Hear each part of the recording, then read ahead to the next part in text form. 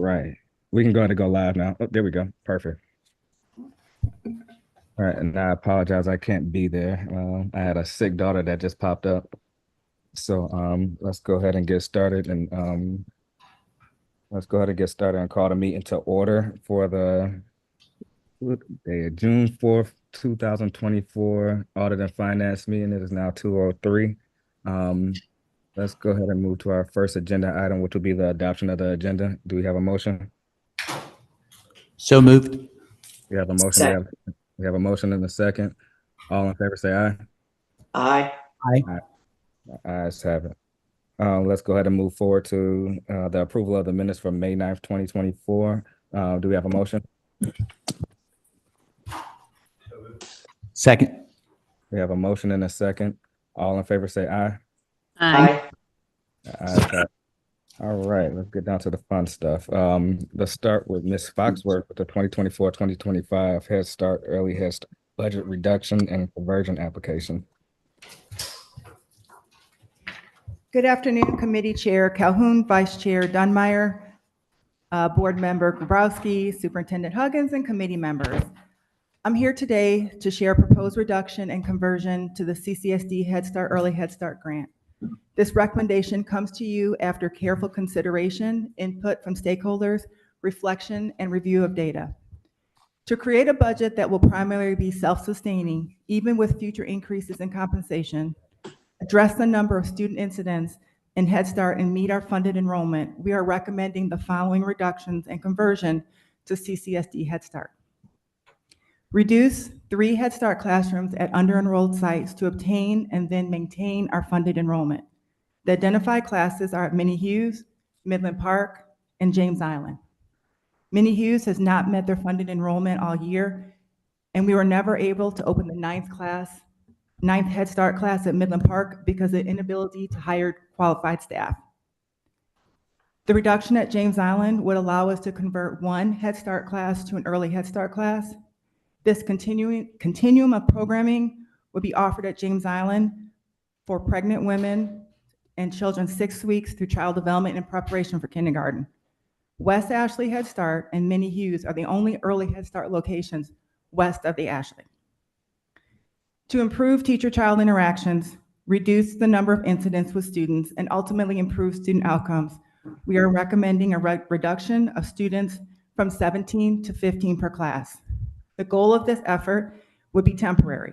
We are hopeful with some intense training, support, coaching, we'll be able to return to the class size of 17 in the future.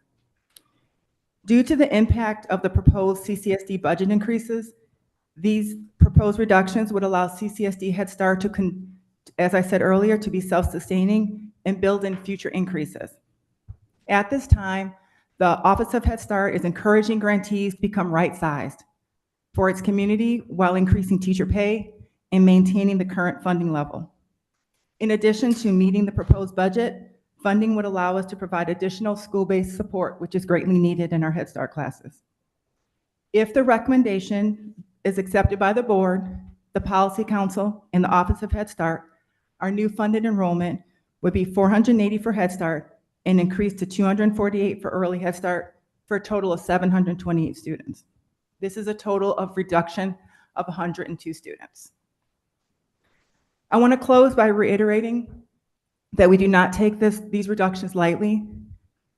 I want to serve as many children as possible. However, right now, we need to focus on providing high quality early childhood programming in Head Start where every teacher is equipped to meet the needs of every child. Thank you. Open to questions. All right, thank you. Let's start with Ms. Roberson. I'm sorry. I missed the report, so I have no questions. I will hear it again at the COW. Thank you. Let's go to Mr. Duke. No questions. Ms. Stamp. So with the reductions, does that mean that students are being turned away with this proposed reduction plan that you have in place? Not really. We can work with some of our CD programs. And some of our CD programs, we already have the model where we do 3s and 4s. In the places that we are reducing, we've never met the funded enrollment. And I've looked at the applications, we're not on track to meet them there. So it'll be very few. And we always look at, whether it be our child development program or a Head Start program, we always look at the wait list after our enrollment season and try to get every child in a class. Okay, thank you. Mhm. All right, let's go to Mr. Grabowski. Building on Mrs. Stamp's question and your response, how hard is it to, because it seems like at some schools, we have a wait list that we'll never fill. So how hard is it to reallocate, resources to those schools from the schools that we're not filling?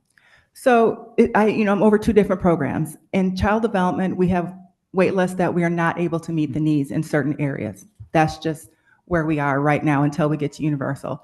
Head Start is a little different. We're looking at certain families qualify. So we do have, even at James Island, we do have a little bit of a waiting list, but they'll never qualify for the program because they're over income. So what we do always is, like I just said, is we look at the wait list and see where we can fit them. So at Minnie Hughes, for example, I would work with the principal and say, let's look at your 4K class. Are we able to fit in any 3K students if able? So we have the ability, at least with Head Start, to, like over in Mount Pleasant, if suddenly no one qualified, or we don't have which I Head know Start. that doesn't- We don't have Head Start in Mount Pleasant. They don't qualify. So we only have Right. Head Start at 11 sites, at 12, 11 sites. 11 sites, and they're only in certain areas of our community. What about the early development? So early Head Start, that's where our largest waiting list is. As of right now, we have 240 slots, and we already, as of today, have 602 applications. And how many districts is that in? Is that in the That's same 11? It's in 12 sites because we do have a program at Stall for pregnant teens. So we don't have any early development over in Mount Pleasant. No early Head Start or Head Start in Mount Pleasant. District So- 1, McClellanville, yeah. As a follow-up to Mr. Jabrowski's questions, so if you have no Head Start or early childhood development in Mount Pleasant, is that determined based on the school and not the individuals? How does that work that you have? And are you saying there are no families in Mount Pleasant or that qualifies for Head Start? I'm just trying to understand that process. Yeah, that's a great question. Well, every year when we get ready to apply for our grant, which is in March, we do what is called a community assessment. And the community assessment lets us know where the kids are by zip codes. And that's where we try to place the classrooms, in addition to space considerations at schools. So the community assessment is telling us where we need classrooms, which we will be eventually, is in the North Charleston area. So as we open up the new Latson Early Learning Center, we're obviously going to have Head Start there. It's in the Dorchester corridor. We already have Head Start at Lambs and Goodwin. It's over in Minnie Hughes, and we have 4 early Head Start classrooms there that are full. So it's just the Head Start 3-year-olds, because what happens is we don't have any other early Head Start programs out there. So they will go to Minnie Hughes for early, but then they'll go to Ellington for 3K, or they may go to Jane Edwards for 3K. So having the early Head Start, which is birth through 36 months in Mount Pleasant, in Minnie Hughes, is needed. We just don't need as many Head Start 3K classes. I mean, is there a limit on need? Because I know there are parents that would qualify in Mount Pleasant. I'm just wondering, obviously it's a percentage issue. Sure, and families can, the great thing about Head Start is families can apply to anywhere that they can get to. There's no zone like in CD. So we do have some families who live in Mount Pleasant that may travel to Sanders Clyde. We do have some families that live in Mount Pleasant that may go up to St. James Santee. We just don't have, our demographics are not saying we have enough to have one in Mount Pleasant at this time. Yeah, I think I should better phrase that instead of saying Mount Pleasant, saying District 1 and 2. Correct. Right, District 1, because District 1 covers all the way up to McClellanville. Correct. Right. And we have a thriving And that's the group program. I was referring to. So I apologize for limiting it just to Mount Pleasant. So I mean, obviously, there are a lot of stakeholders involved in this. This is the first opportunity we're hearing of this. What is being done or what is going to be done when we start talking about this, when this gets out? I don't know who's here. I guess they're all watching by Zoom. But as we start talking about it, because it sounds like you're reducing it, yet at the same time, you're really not reducing it. You're just reallocating what we've got to cover the salary increase. Right. Well, where we're reducing is where we have shown over the last year or so that we don't have the students. And you get then emails like I do. CCSD Head Start is on an under enrollment plan. And so we have to do something. We cannot continue to be under enrolled. And so the Office of Head Start is looking at us to make some serious decisions about the direction and make it right size. So that's one thing. I said, second, early Head Start, as I mentioned earlier, is our big need. The level of childcare in our community is very expensive and very scarce. And so that's why we have 600 applications for 240 spots. And so we will continue. That's why we're doing the conversion at James Island, so that as we think about the Early Learning Center, that'll be at the Early Learning Annex Edition at James Island, will already be set up with that continuum to serve pregnant women through Head Start. And as we continue, I just want to reiterate, as we tighten up on our procedures, we limit the student incidents, we have no problem of going back up to 17. We just have to do better right now. Yeah, I do think we need to be careful about how we message it, because if someone could listen to this and say, okay, so they want to cut the pre-K or Head Start slots so that the teachers can get their increase. And I know that's not the message that you're really delivering, but I think we do have to be careful and because that could be taken away from what was being said. So that's my only other comment. Thank you. I'll think about that as we get ready for the cow. And I think this next line of inquiry goes, and Mr. Prince. So it sounds like from what you're saying that the federal government has or is in no mood to increase what we're seeing if they're pushing you to be right level on your financing. So now we have to look at what we're doing with the SWF, the proposed raises that we are going to be looking at, because the SWF really is replacing, that allocation is replacing programs that once were funded, because I think a lot of people don't understand that. And that goes back to messaging again, no matter how hard we try. So what are the potential risks, with this budget reduction? How does it, because as I understand it, we're going to be using GOF funding. And so are you looking into this now as to how it works into your 3 and 5 year plan? So, and Ms. Foxworth, please correct me if I misspeak, but the federal government through the grant only provides a 2.2% COLA for increases. And obviously we're providing substantially more than that at the local level.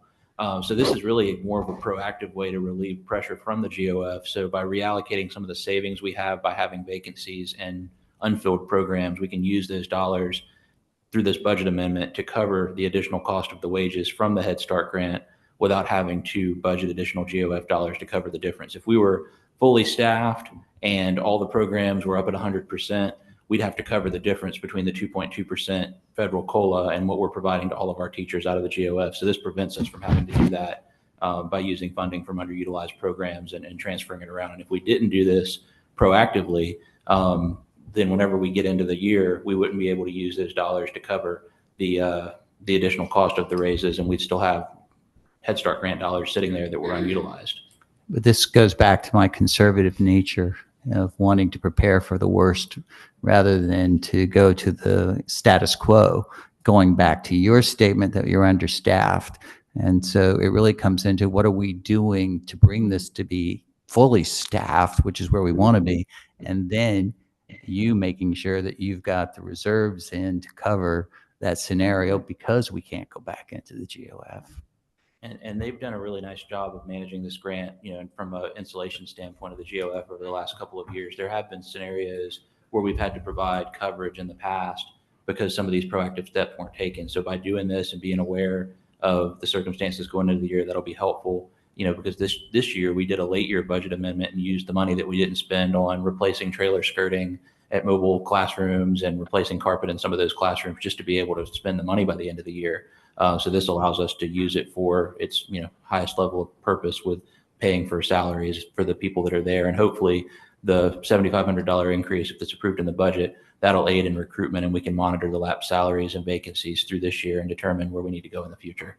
I wouldn't think we'd be worried about it based on where we are now in fiscal 25, but as we go into 26 and 27, if we start to see those vacancy rates close by the success of the program, then we could budget for the coverage between what the federal government provides and the increase in our wage gap based on where we are with minimum salaries at that point. Because it's the 26-27 year, or forgive me, is it 26-27 or 27-28 that we have planned in or are working on planning on looking at raising teacher salaries or reviewing the salary limits? So we have, this year, of course, a major jump forward.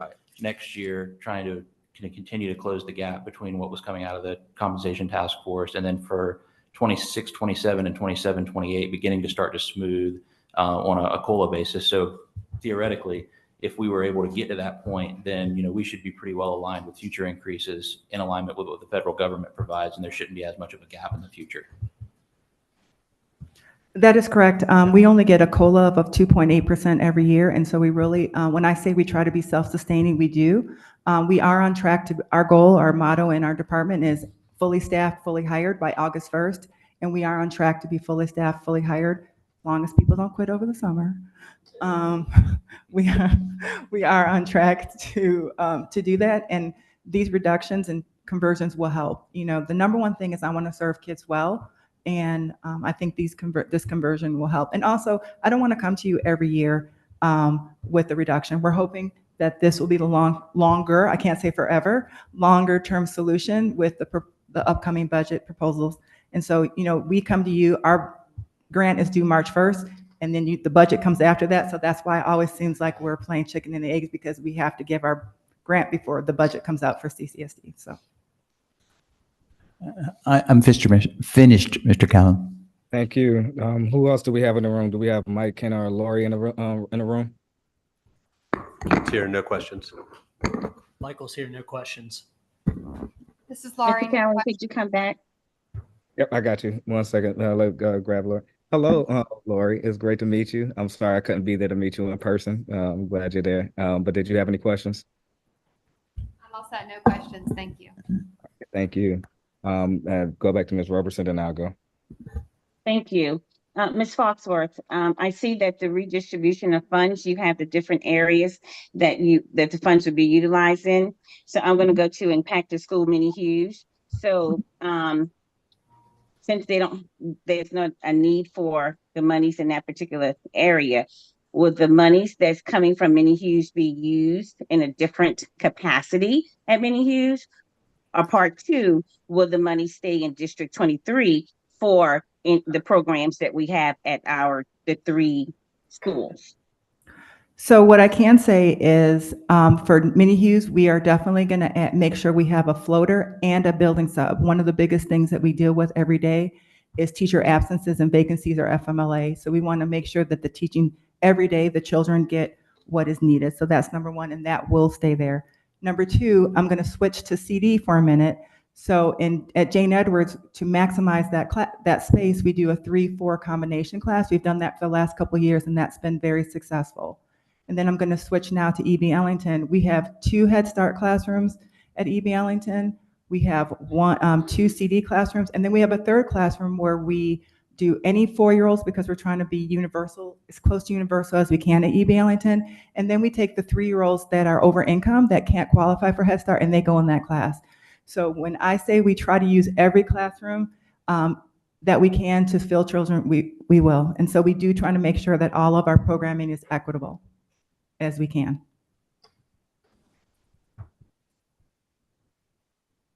All right, that's it, Ms. Roberson. Yes. All right, thank you. My question, I guess, will be for you, Ms. Foxworth, as well as Mr. Barowie. I know we were looking at doing some new building down on James Island. How would this affect the building plans that we have coming up? Sure. So this is what's exciting is that at James Island, we were already planning to put an early Head Start class. So this just allows us to put that class in now. We do have a lot of families who live on James Island, who apply to early. And the closest location we have right now is West Ashley Head Start off of 61. 61, thank you.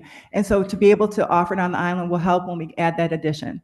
So the school is really excited about it, and we can do this now instead of waiting, and then also helps with our funded enrollment.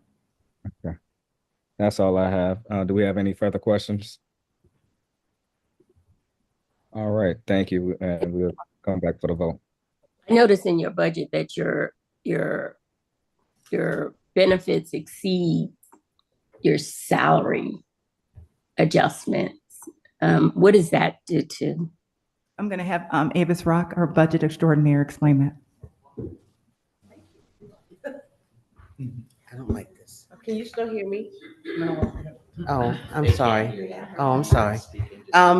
What happened is we looked at the ACR after it's actually has been posted on BMIS, I believe, and reached out to budgeting and asked them, is this your projected salary and benefits that's going to the board for approval? So I just took those numbers and transposed them into this report. So I think that maybe some people elected to do higher insurances as far as health and dental benefits. That reason why it looks that way. And we had and we're doing some vacancies on average salary as opposed to actual salary. It has 29 when we started. Who am I talking to? Okay, just from there. Okay, we can circle back maybe. I just have to digest that. Thank you. Ms. Stamps, do you mind referring to the spreadsheet at the back of the packet where it identifies each individual salaries of each personnel? And it shows the increases and decreases there as well. Okay, so is that another packet? It should be part of the last. What's attached? Okay, I'll go back and look at that because what's attached is just a summary page that I'm looking at. But I'll go back. Thank you. I'll go back and refer to that. Thank you. You're welcome. Thank you, Ms. Stamp. All right, let's go ahead and move forward to the proposed audit and finance meeting schedule.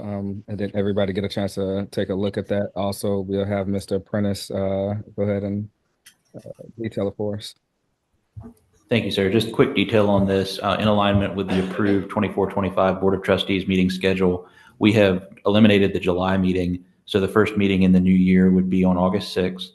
We have on there the date for the committee chair review, the internal deadline for documents, and we've aligned the committee chair review meeting to follow each subsequent Board of Trustees meeting so that we're lined up with that cadence for the rest of the year. So we reviewed this with staff in the superintendent's office to make sure that it lines up well with the needs across the system, and I would appreciate a recommendation for approval there. Thank you. And just a quick note, when we do come for that August 6th meeting, that's what we'll, according to our charter, that's when we'll come in and put together the subcommittee for charter review as well. As we can remember from our last charter, we do that every August to November. So do we have any questions? Let's start with Ms. Robertson. No questions. All right, thank you, Mr. Duke. No questions. Ms. Stamp.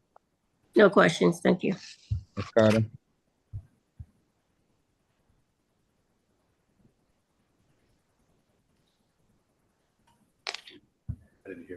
I didn't hear. Darren, who did you ask? Ms. Carter, Lori. Oh, No questions. All right, Michael. No questions. no questions. And Mr. Grabowski. No questions. And I have no questions. Thank you for that. We will come back to it for the vote later. Let's go ahead and move forward to the FY25 internal audit plan. Mr. Prentice. Yes, sir. We put together, based on the 2020 risk assessment that was performed by Elliott Davis, a new proposed internal audit plan. And so I understand that prior to my arrival with the system, that this was presented to the Board of Trustees and possibly to Audit and Finance. We have retooled this grid to ensure that we're meeting certain milestones and expectations based on the risk assessment. Particularly, we went through the risk assessment and lined up the risk profile for each department or area that's indicated in that assessment and made sure that the risk levels correlated on the plan. There were some discrepancies where the risk level in the internal assessment, the risk assessment, was not lined up with the actual document that's included for the outgoing years in terms of when the internal audits would be performed. We also included a column to show you when the most recent internal audit was completed. That information wasn't previously on the chart, so that you can see when we had an external audit firm perform this internal audit function for us. Of course, we had an internal audit department many years ago, and so there were different areas that were audited by that group when it was in existence, but we just included the most recent internal audit performed by the external contractor.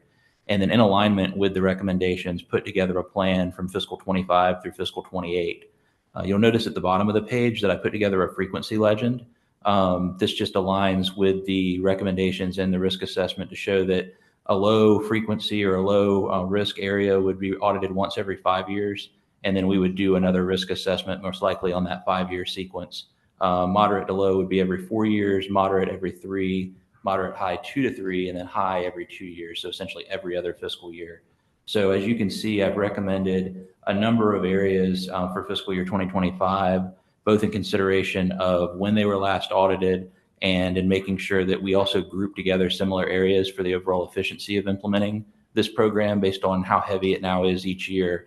So ultimately what we're seeking is a recommendation for approval of the plan so that we could put together our RFP before the beginning of the new fiscal year to bring in a firm on a 5-year contract to go through this cycle and perform these audits by area. So in fiscal 25, you'll see at the top, we have the single audit for ESSER and the general ESSER audit through SDE. That's been performed every year through ESSER, and this would be the last year in fiscal 25 of that audit since ESSER ends September 30th, and we would just have a partial fiscal year of activity.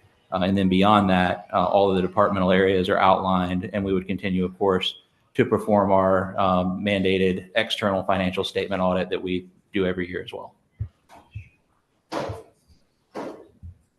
All right, thank you. Let's go ahead and let's go in order. Ms. Roberson?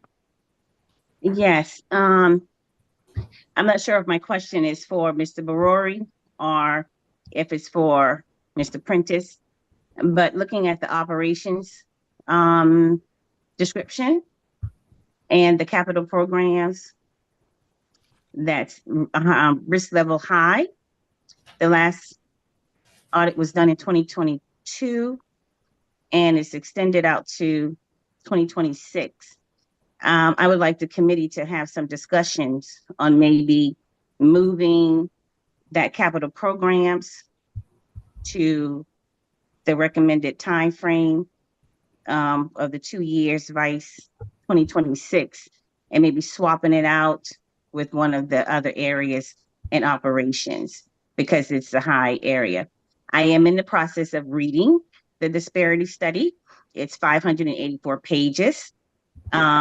There's some great concerns that was highlighted in the capital programs area. And I would like for us to look at that sooner rather than later. So 2 things I'll point out with that, Mrs. Roberson, for consideration. One is that capital does receive an audit every year with the procurement audit. So there is a portion of their program that is looked at every year with the rest of procurement. In addition to that, our capital program is looked at, that 6-year capital program is looked at twice, at the 3-year mark and at the completion mark. And so we've just recently completed the phase 4 audit as well. So there's more than just the internal audits done on capital that aren't shown on this sheet for consideration.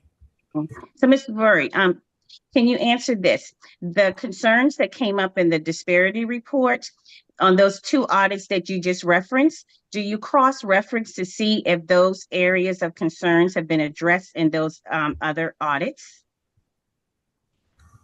I'll have to go back and take a look at the specific items, Mrs. Roberson. Yeah, I think that would help. But, you know, if it's already been looked at, and there's a solution, then I can understand we could wait until 2026.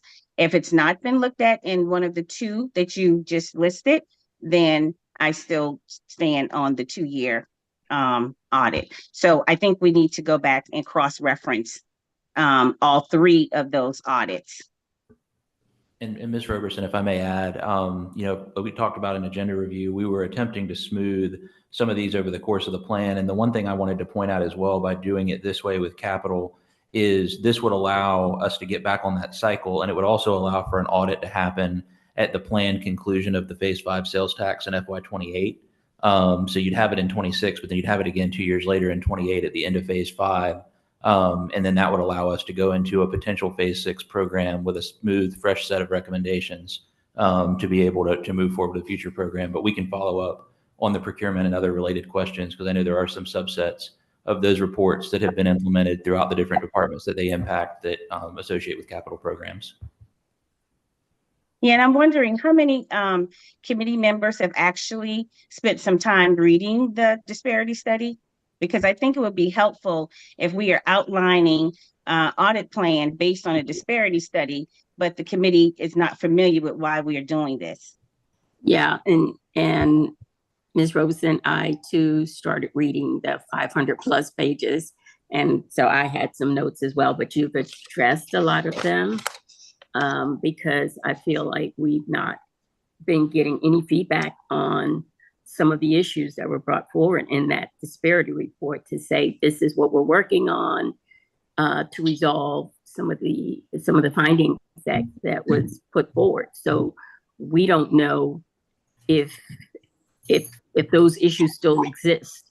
So yes, I haven't completed the report, but some of what I read, even getting into the concerns from the procurement staff themselves, there were issues that they brought forward that were presented in the report that, okay, have leadership looked at, and what have we done to as corrective action for those things. So I feel like we've not gotten feedback from those audits, and just I feel like this committee should be getting feedback, especially when there's findings to say these are the corrective actions that's in place, and then periodic status reports on how we're doing with those corrective actions. So, Ms. Stamp, I want to add a couple of things there. We have reviewed the disparity study, the risk assessments, and the routine audit that we do. We most recently did our SDE mandated audit in fiscal 23. We're working on revisions to the internal procurement policy manual, the P-card manual, and the consolidated procurement code, which has to be approved by the state. And I know that a number of those adjustments from a procurement standpoint will aid in formally implementing some of the recommendations from the disparity study and the audits that we've been through. In the interim, of course, we've done away with some of the direct negotiation protocols that were previously employed. And we've also received responses back from several firms for the bid and vendor management system that we had talked about previously. So we're reviewing those now to make an award in order to be able to push our solicitations out on the street more visibly to increase transparency in the bidding process so that more people get routine notifications. I actually spoke to a vendor as recently as yesterday who was not aware that a bid had closed, because right now you have to actually check the website to determine whether or not something's open or closed and open the PDF documents. And that's going to very quickly resolve the notification process for people being aware that things are out on the street. So a lot of the elements of this are more specifically tied to procurement. And that was also, why I wanted to be able to implement some of those things that, we saw coming out of those reports, because largely a lot of those have not been implemented yet. We haven't done a consolidated procurement code redo since before the disparity study was released. So that would give us an opportunity to do those things over the next year, and then to compare some of those changes that we made to future best practices as well.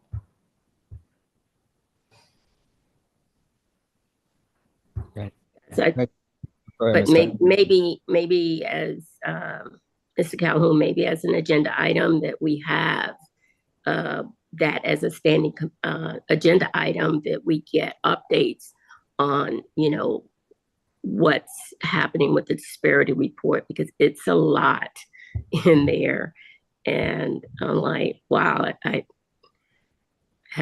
never heard us address any of these in the finance committee. So I appreciate Mr. Prentice, some of the updates that you've given, but I believe that's the kind of information that we should have on a monthly basis. Right. Thank you. I was actually going to allude to that about looking at how we can put even if it's not monthly, be it quarterly or bi-monthly or so, just looking having a review of where we were and where we are now, and just pulling certain things out each time, just to look at our progress on some of these things. So I think, Mr. Prentice, that's something we can talk about over as we lead up to August. And I get back to that a little bit more. Mr. Duke, do you have any questions? Yeah, underneath the audit plan, it still has business intelligence under finance, but now business intelligence isn't moving under information technology, and would their audit be done with information technology instead of standalone? So I didn't change that just by virtue of the fact that they have so much of a direct interface with our financial system. I wanted that to be substantive, to make sure that that particular component looks at different things like permission profiles, workflows, and some of those other elements. I've always been accustomed to have kind of an IT departmental operations internal audit, but then also to have more of a permissions and, custom capabilities of the system review. So I just wanted to make sure that didn't get lost in translation, but you're right. That department, as part of the reorganization, has nested itself under information technology. All right, yeah, because especially when you're looking at permissions, I would think that would be a higher priority than what low is, at least, a higher moderate. That's why I was hoping if it moved underneath information technology, would have a higher audit frequency.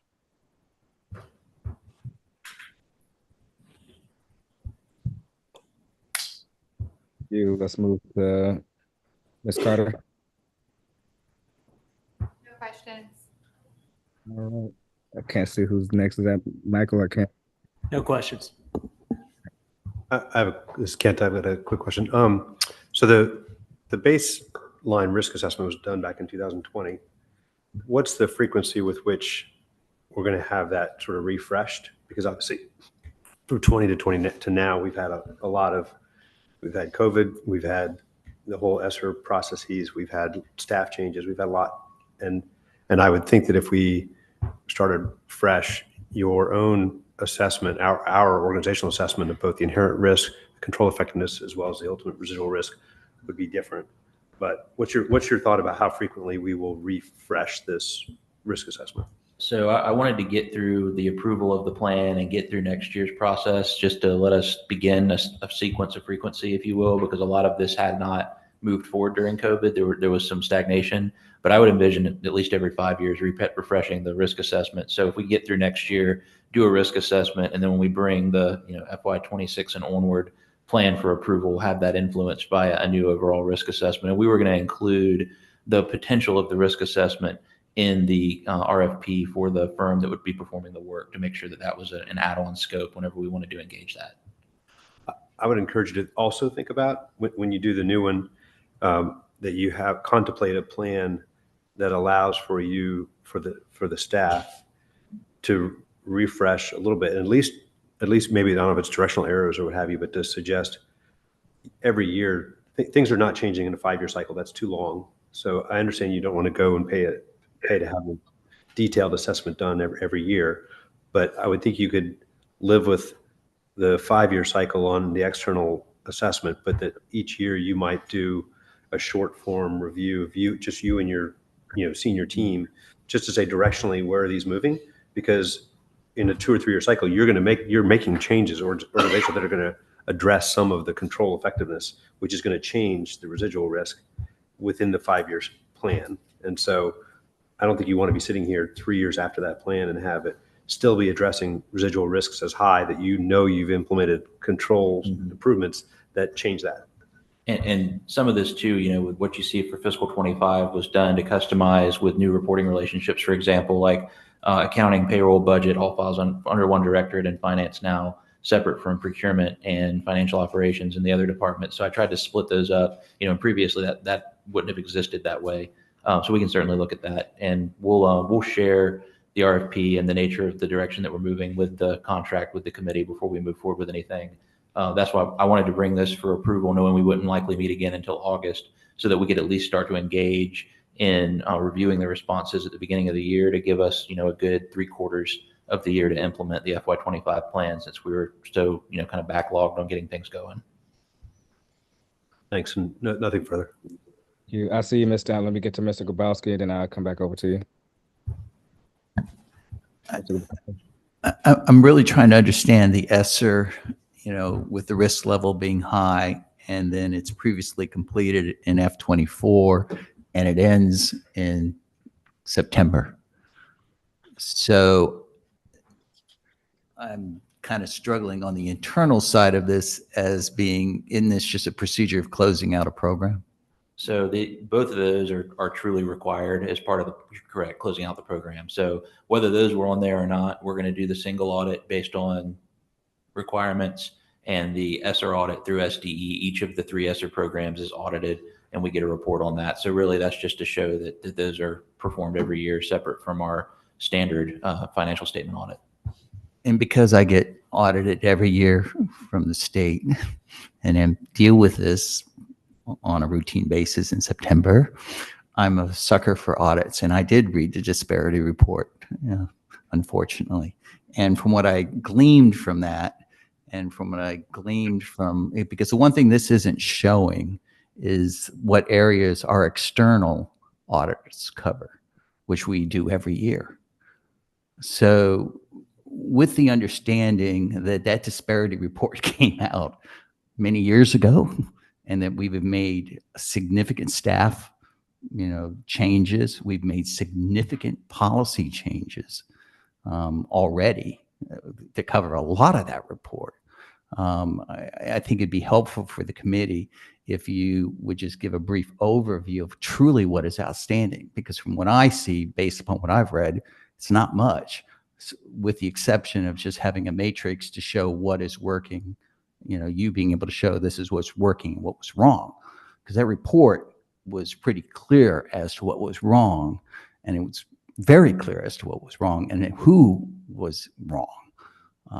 And a lot of that has been corrected. If I'm wrong, please, correct me. But No, you're Mr. correct. Grabowski, the disparity report came out October 2022. Yeah. 2 years ago. The most substantial recommendations between that and the procurement audit that we had, for example, the only finding in the most recent procurement audit that we had was the timing of the SWMB presentation. They had not been presenting the SWMB information routinely to the board. And so it was stated as a resolution to the finding that we would present the SWMB information every 6 months going forward. And so that was the recommendation that came out of that particular 3-year audit that's required by the state.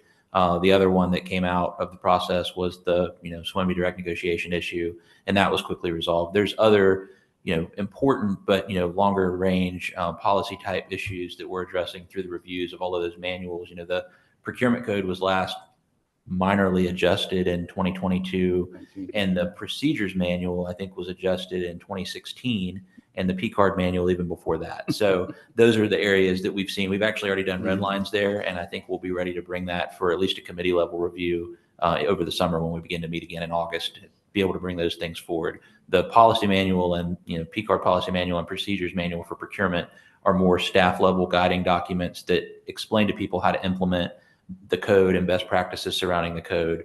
For example, it tells you, you shouldn't stack purchases over the threshold for getting quotes and things like that. Whereas the code is the true letter of the law, and that has to go before the state Department of Administration for approval to ensure that it doesn't materially deviate from the state's procurement code that's codified in law. And that's one of the unique things with school districts. You can do as many disparity studies all day long as you want to, but school districts, unlike counties and cities, are required to have a procurement code that materially aligns with the state's procurement code. In the county government space, you can go out and write your procurement code however you'd like to and address some of those recommendations more directly.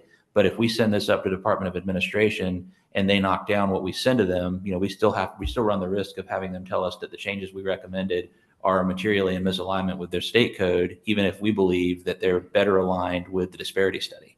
So there's some give and take there that we have to consider as we go through that process. So it's unfortunate we don't have the level of control at the local level to make some of those decisions, or we're subjected to that secondary level of review.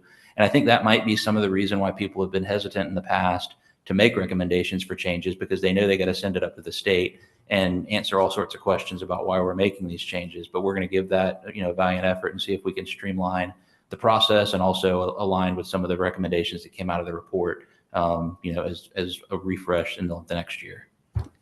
Because we've already had the disparity report audited by an external outfit, and they came back in with their recommendations, in which we spent a significant amount of time implementing, as I understand it.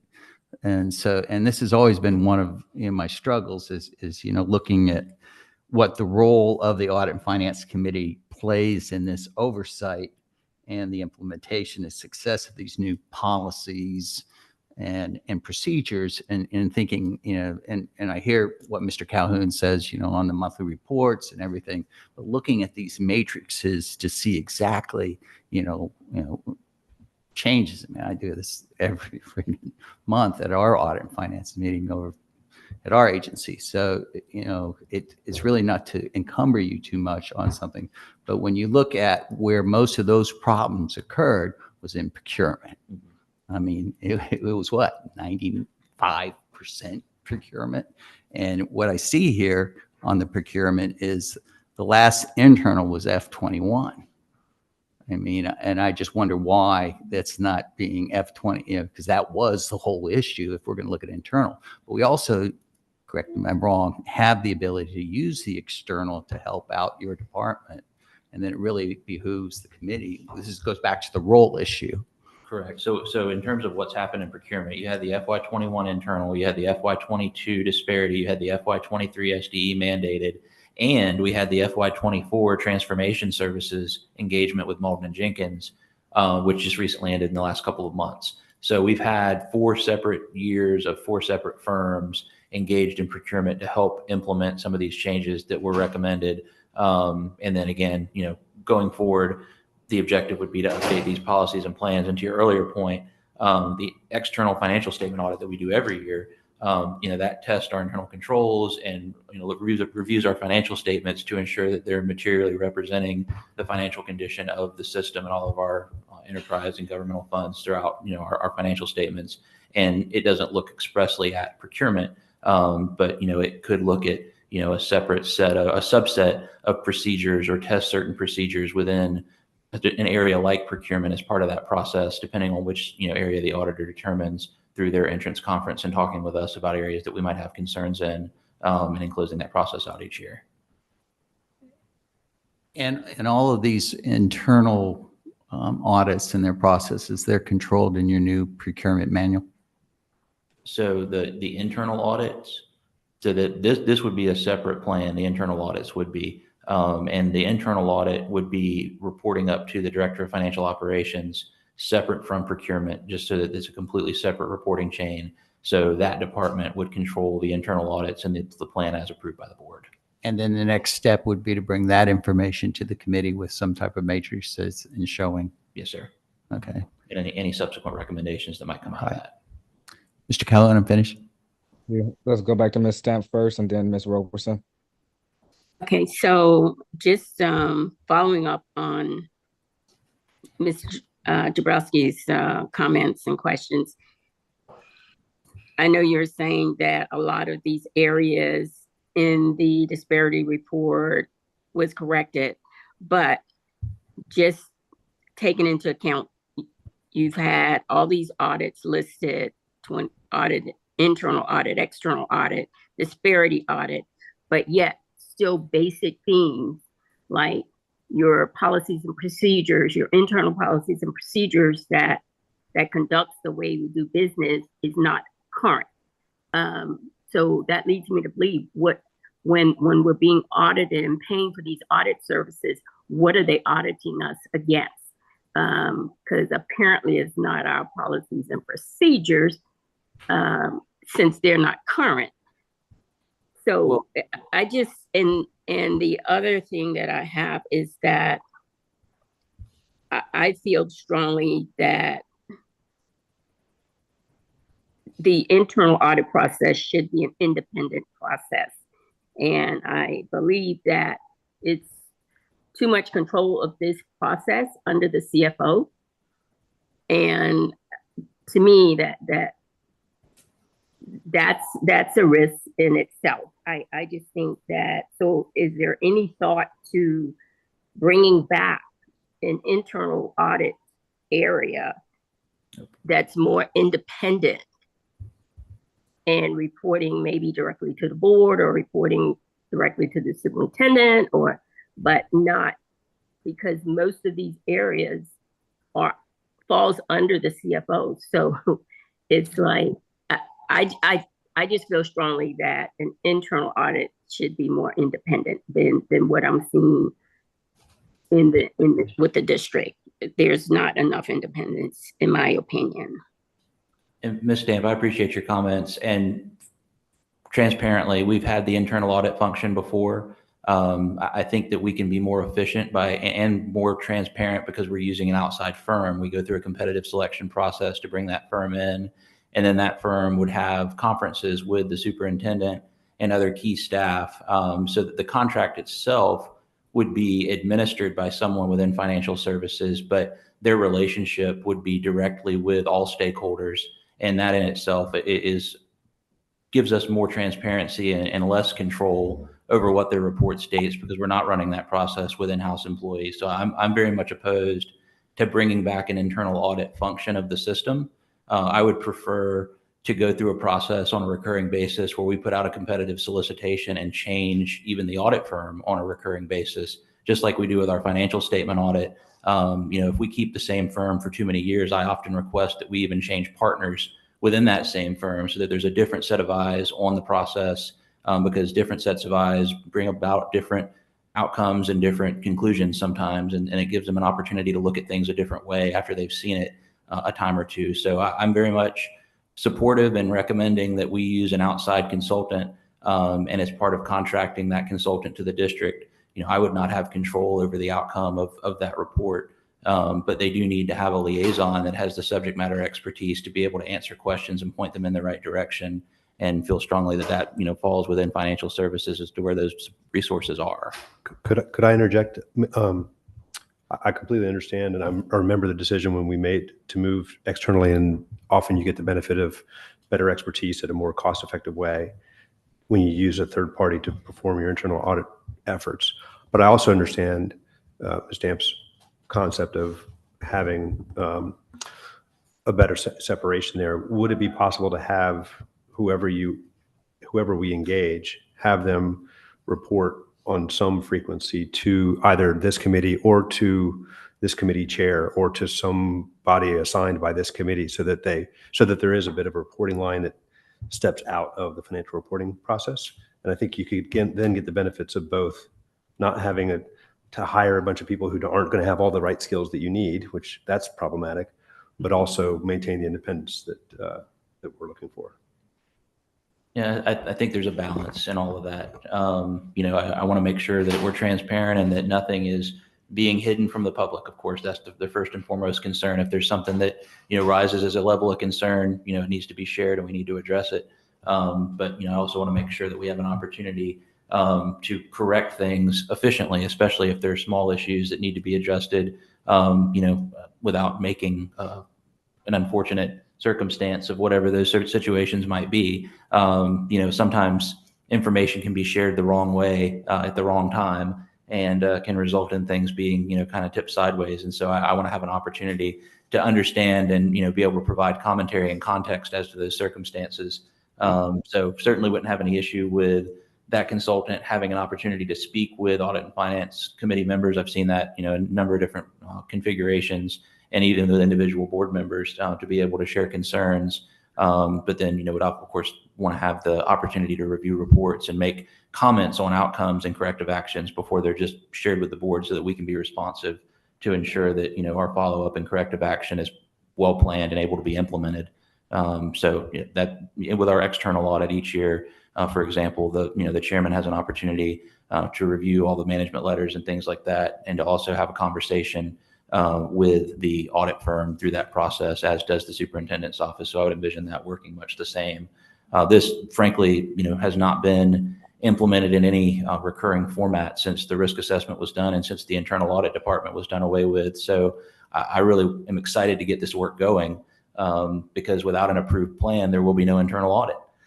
So that was the intent behind bringing this forward. And I certainly appreciate all the thoughts and comments that have gone into the process. And I think that this is a heavy workload for fiscal 25, but that it can be a quality process, and that we can have some good conversations surrounding the outcomes of that over the next year. And again, my focus is actually getting this work started, because right now, and for the past 3 years, somewhat due to COVID and the staffing that was in place, the absence of a CFO for some period of time, there was really just no recurring internal audit moving, especially absent having the staff department that we had previously. And the people that were doing that work before, their positions were either done away with, or we were administering the EIR grant or using those staff to expand in other areas where their support was needed. Yeah, I guess I don't understand everybody's question about not having the expertise. If you had an internal audit staff, would you not hire the expertise that you need, so that just like when you're going external to these firms, you get individuals coming in to do these audits that they may be brand new on the job. They may be, so I just have a little issue with you saying that if we have a staff, they may not have the expertise. You hire the expertise that you need. And I just don't agree that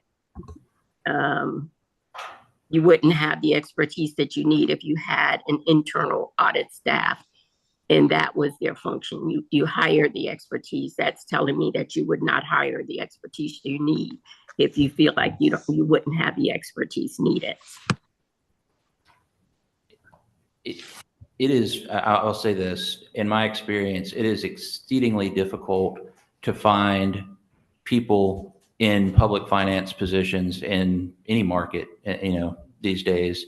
But I see whenever we bring in external firms that we get more CPAs and more, folks that have a breadth of experience in the public sector by virtue of kind of the economies of scale of them being from an external partner, versus us having, the staff attempted to be hired in-house. It also runs the risk of vacancies and having downtime where you don't have a fully staffed operation. Having an outside partner allows us to consistently implement the plan, because we can contractually bind them to the outcomes that we require. It also gives us the ability to establish the minimum expectations for their credentials and certifications to complete the work. So in all circumstances with our external audit, for example, there's always a partner, there's always a manager, and there's always credentialed support staff that has certain qualifications that are required.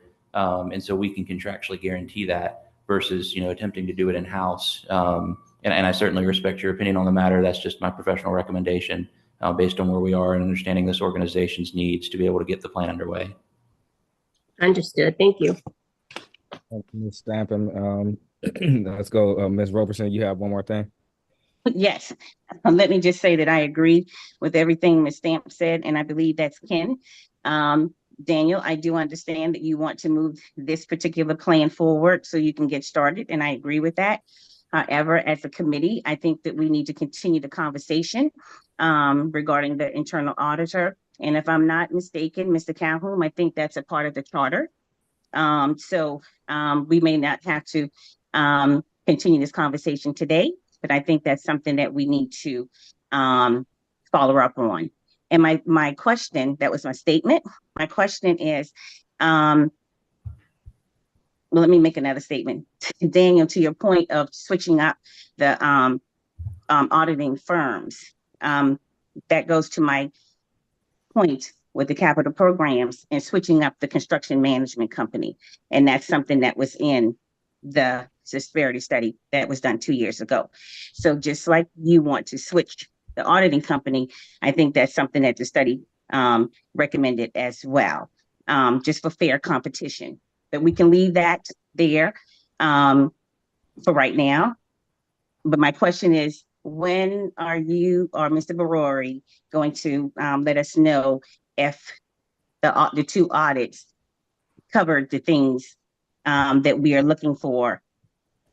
Is it going to be by Audit and Finance in the 2 weeks? Can I have a time frame on that? So Mr. Broey and I can confer and just follow up with the committee via email so that we're not waiting until August. I think the reality of that response is the major issues that were outlined. For example, one of them is the selection of the construction management firm and the direct negotiation component. That program manager has a contract through phase 5. So we know that, that circumstance has been addressed going forward, but that contractor is going to be in place through the end of the phase 5 program.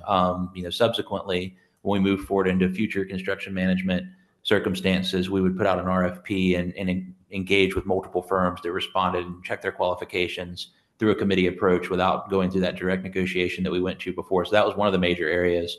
But we'll look through, and if there's any other areas that we need to detail, we'll follow up with you following the committee meeting as opposed to waiting until August. Thank you. All right. Thank you, Mr. Prentice. And I guess that's the best part about being chair. All my questions get asked before I can actually get to me.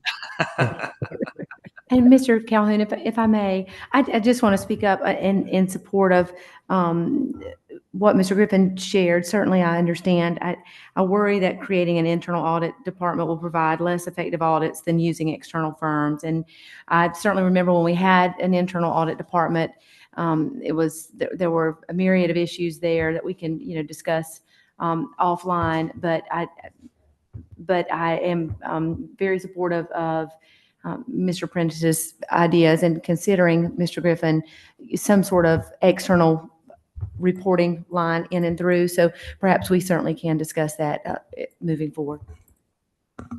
Thank you. And Mr. Griffin, I would definitely agree. We should have somebody, even a designee, even if it's not somebody like myself on the board or Mr. Grabowski or Ms. Roberson, somebody on the board who can go in and actually be part of that process.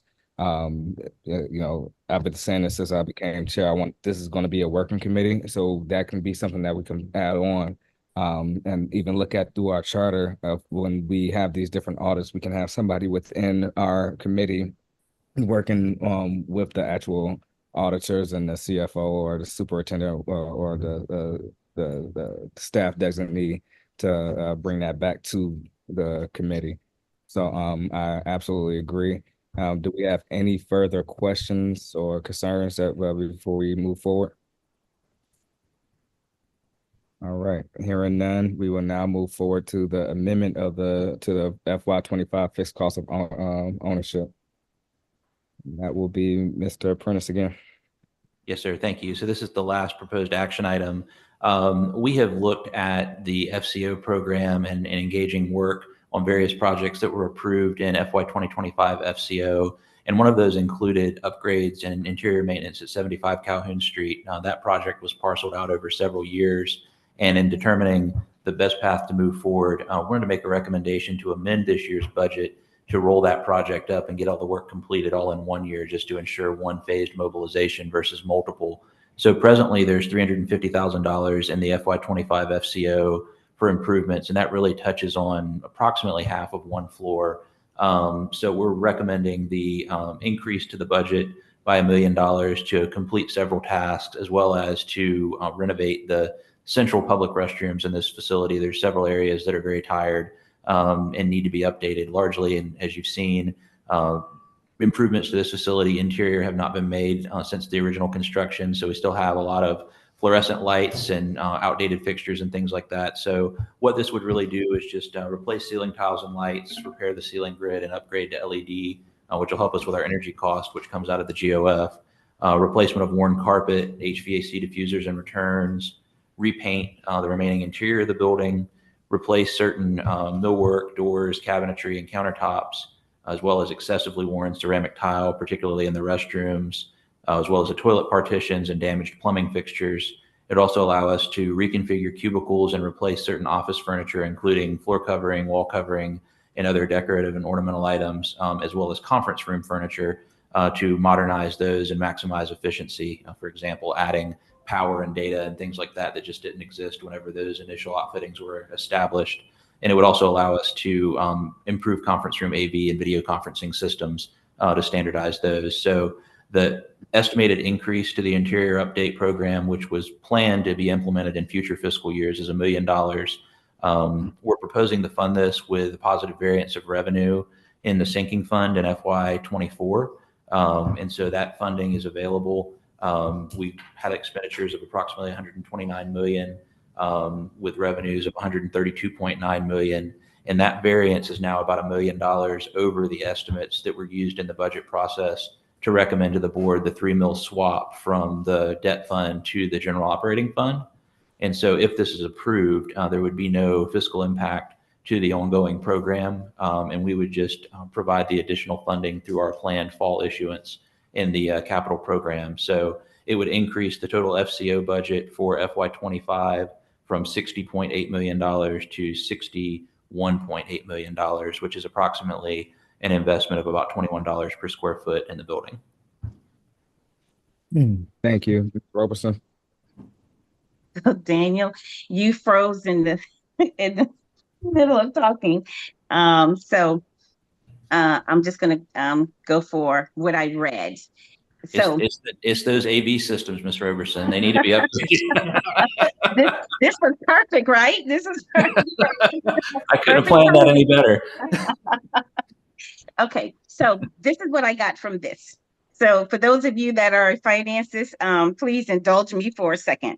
So what I got from reading this is that the variance that we had from the fixed cost of ownership for FY24 was used to balance the budget.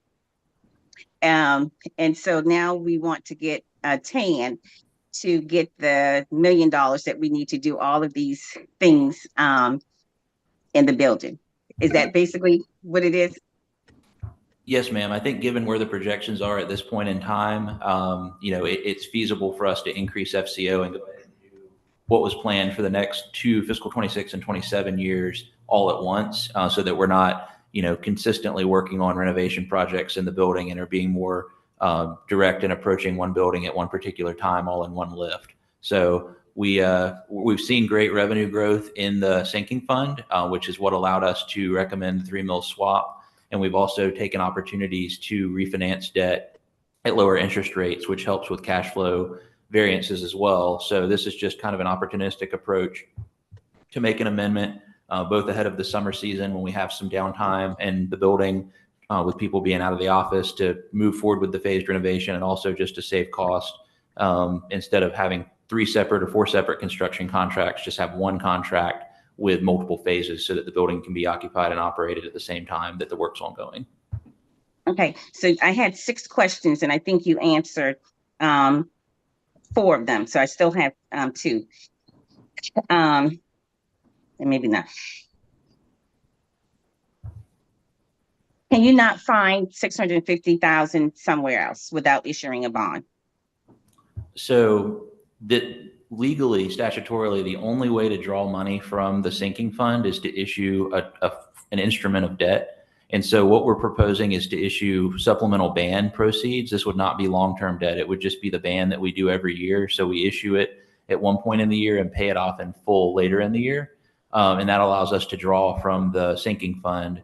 And the benefit of that is, you don't want to use general operating fund dollars for capital improvements, because that doesn't include the value of the 4% properties.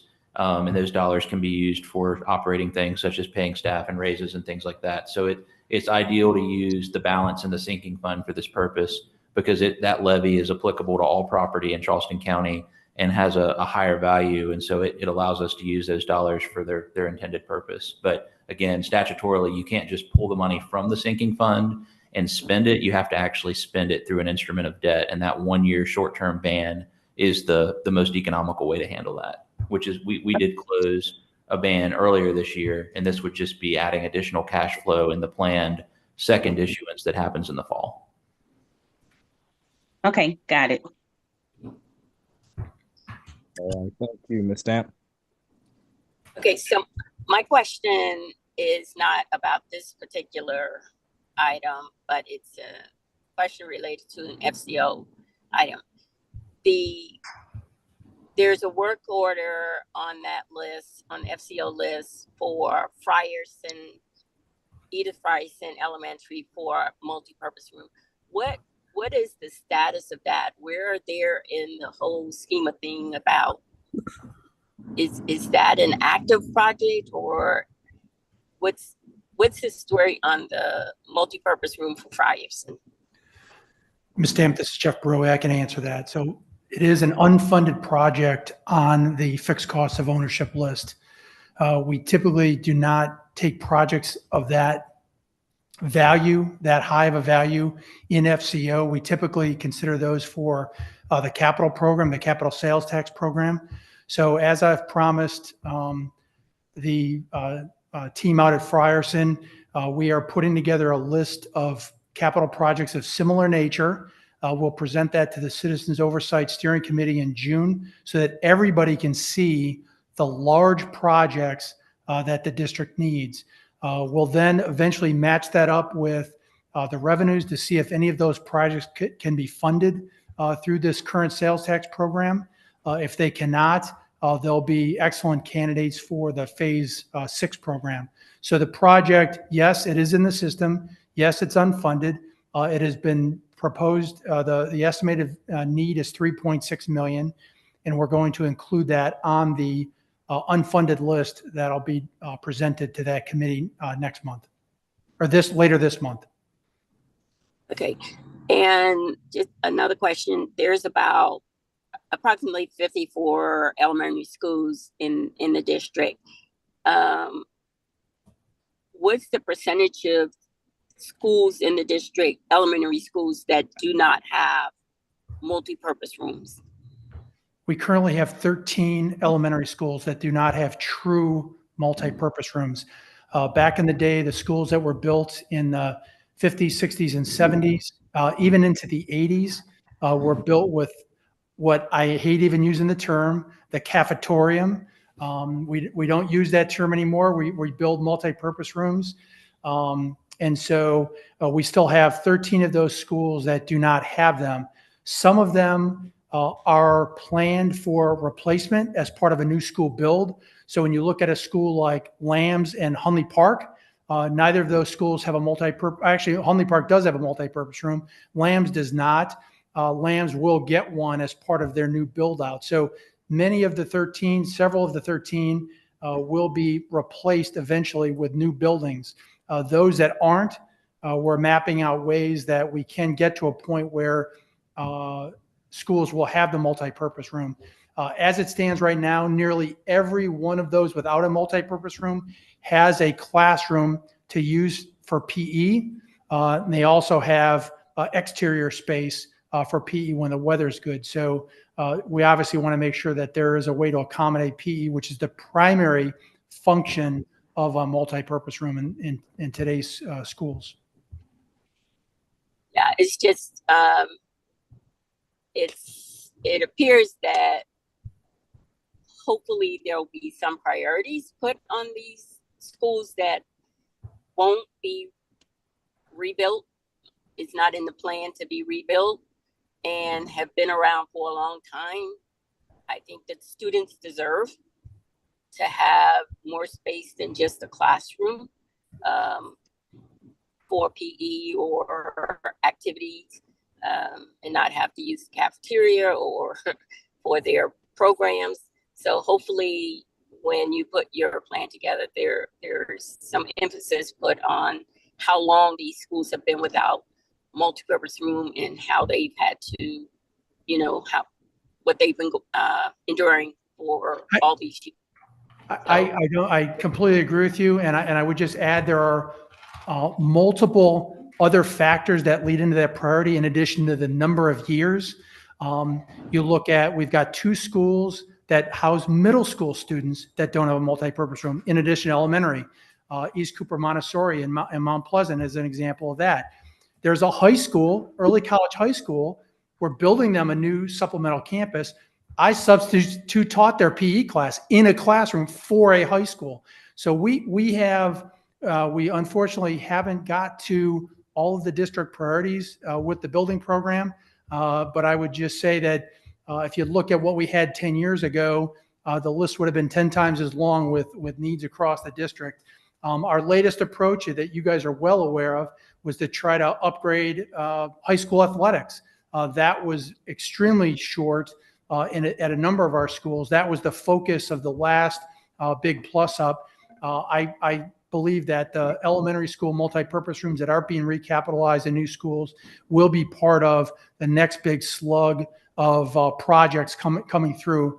But we are only in our second year of revenues. We have to really make sure we've got enough revenues to add projects to the list, and make sure we take into account all of the priorities of and needs of the school. So your point is well taken. We hope to get to the point where all of the schools have multi-purpose rooms. It's just going to take us a little while to get there. Thank you. And Ms. Stamp, just so you know, this is Anita.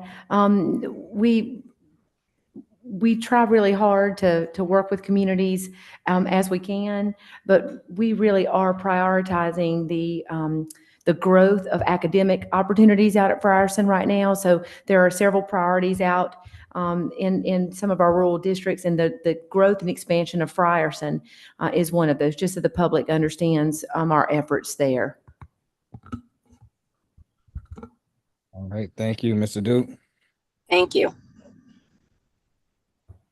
No questions. There we go. Let's go to the room. Ms. Carter, No questions, thank you. Mr. Hallis, No questions. No questions. Grabowski. Thank you. So we have $350,000 currently in the budget for this maintenance project. Yes, sir.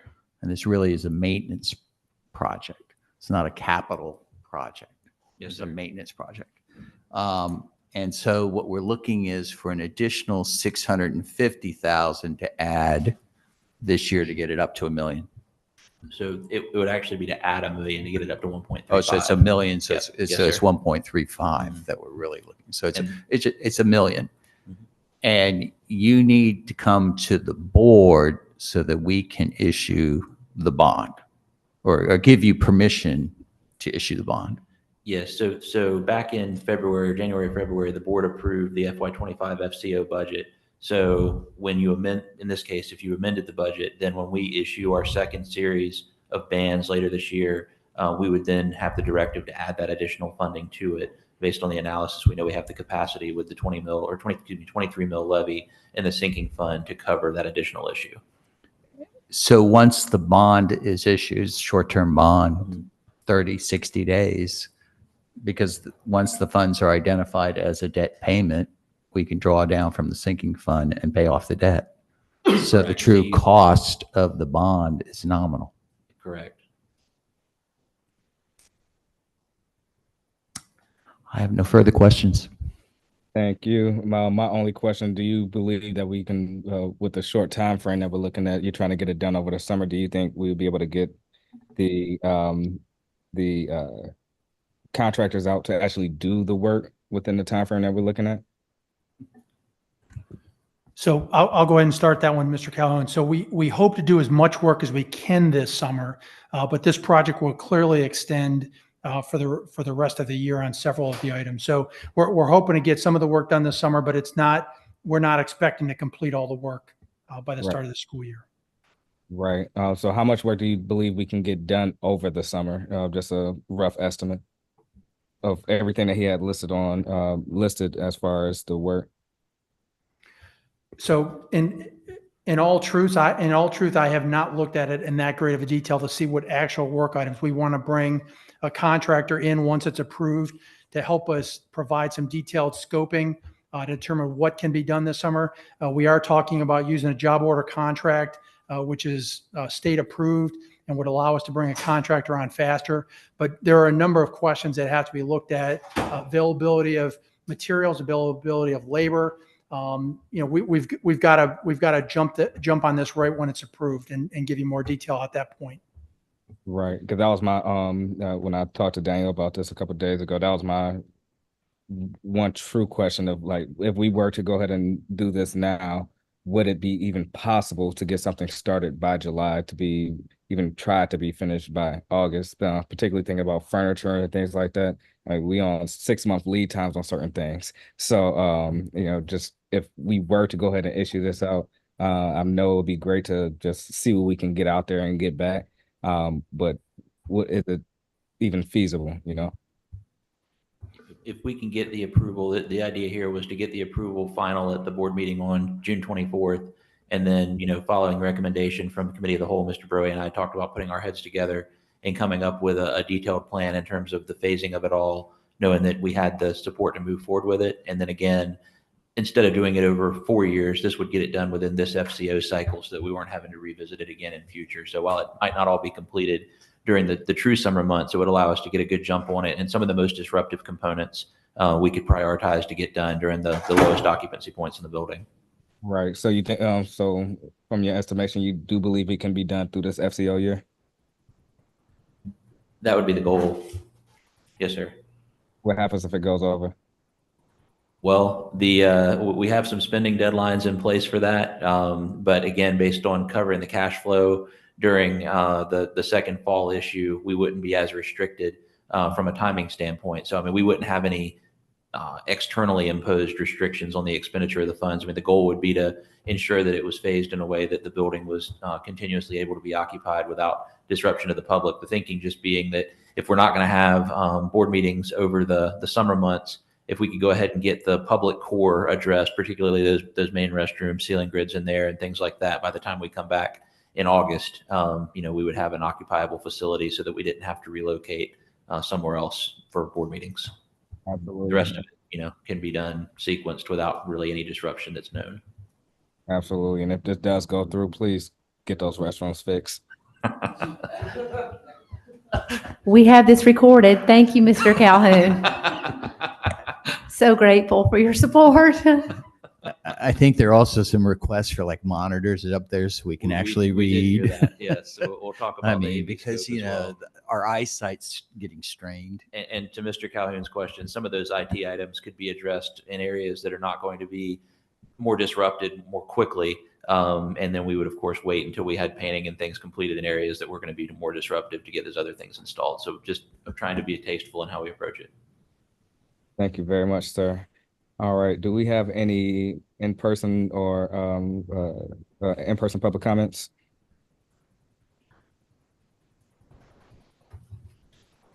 Yes, Darren. Right. I'm gonna go move forward. I'm sorry, I don't have your name in front of me, but you can go ahead and.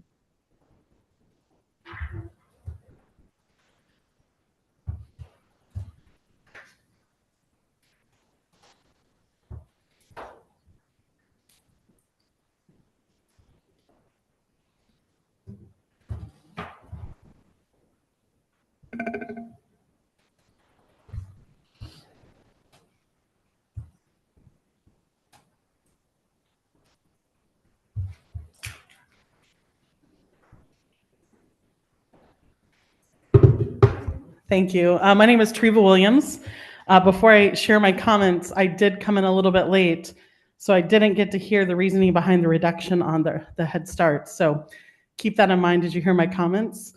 I came to Charleston in 2012 to start the Charleston Area Justice Ministry, and I ran that organization for 10 years. Our first work as an organization was to get the Charleston County School District to open up 280 more preschool slots for early childhood education. The board at the time heard the community's voice, 1,500 people packed into St. Matthew Baptist Church on Reynolds Avenue, and put $2.5 million into the budget to open up those slots. Since that budget decision, over 3,000 preschoolers received a pre-K education, better preparing them for kindergarten and honestly for life. Currently, I'm the campaign manager for the B Collective.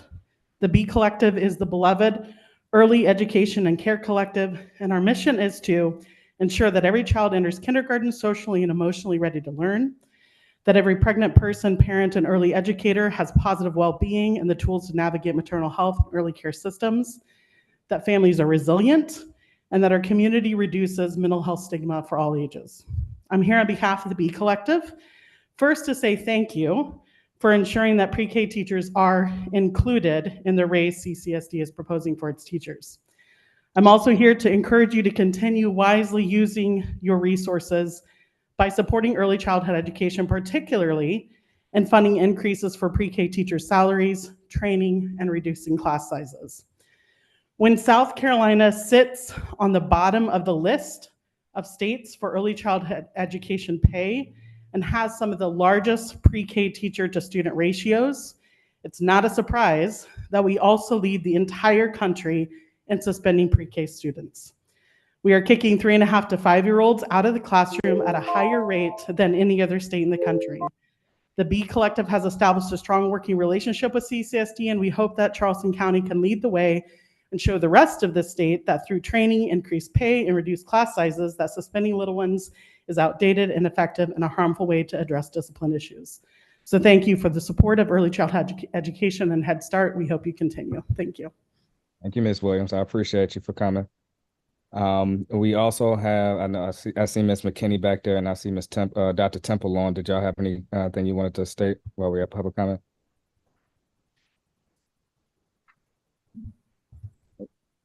All right, we will go ahead and move forward to our action items. Let's go ahead and start with the vote for the 2024 Head Start, Early Head Start budget reduction and conversion application. Do we have a motion to approve the 2024-2025 CCSD Head Start? So moved. We have a motion and a second. Any further discussion? Hearing none. All in favor say aye. Aye. Any opposed? All right, the motion passes. We're going to go ahead and move forward to will be 4B, the proposed audit and finance meeting scheduled for 2024-2025. Do we have a motion? So moved. We have a motion. Do we have a second? Second. We have a motion and a second. Any further discussion? Hearing none. All in favor say aye. Aye. Any opposers? Hearing none, the ayes pass it. Now let's move forward to the FY internal audit plan. Do we have a motion to approve the FY 25 audit plan? So moved. We have a motion. Do we have a second? Any further discussion? Hearing none. I had to tap to speak, but I didn't speak. I know, but I hit tap to speak, but it didn't work. Okay, Dr. Temple, give me 1 second. Let me call this vote.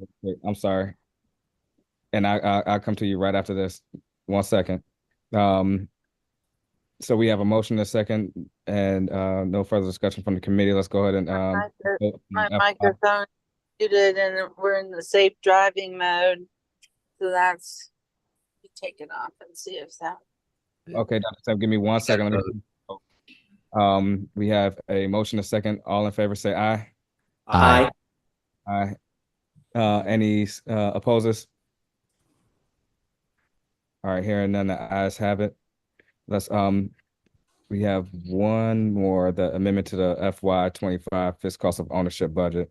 Do we have a motion to approve the fixed cost of ownership budget? Second. We have a motion and a second. Any further discussion? Hearing none, all in favor say aye. Aye. Aye. Any opposers? The ayes have it. All right, Dr. Temple, before we move forward to our information items, can you hop on? Can you hear us?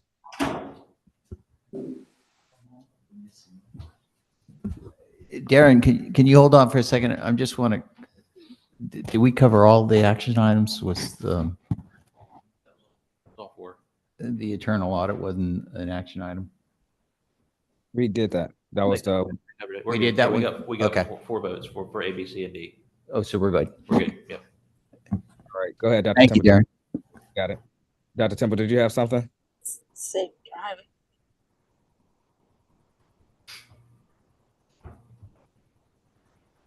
Okay, we're gonna go ahead and mute. Dr. Temple, can you hear me?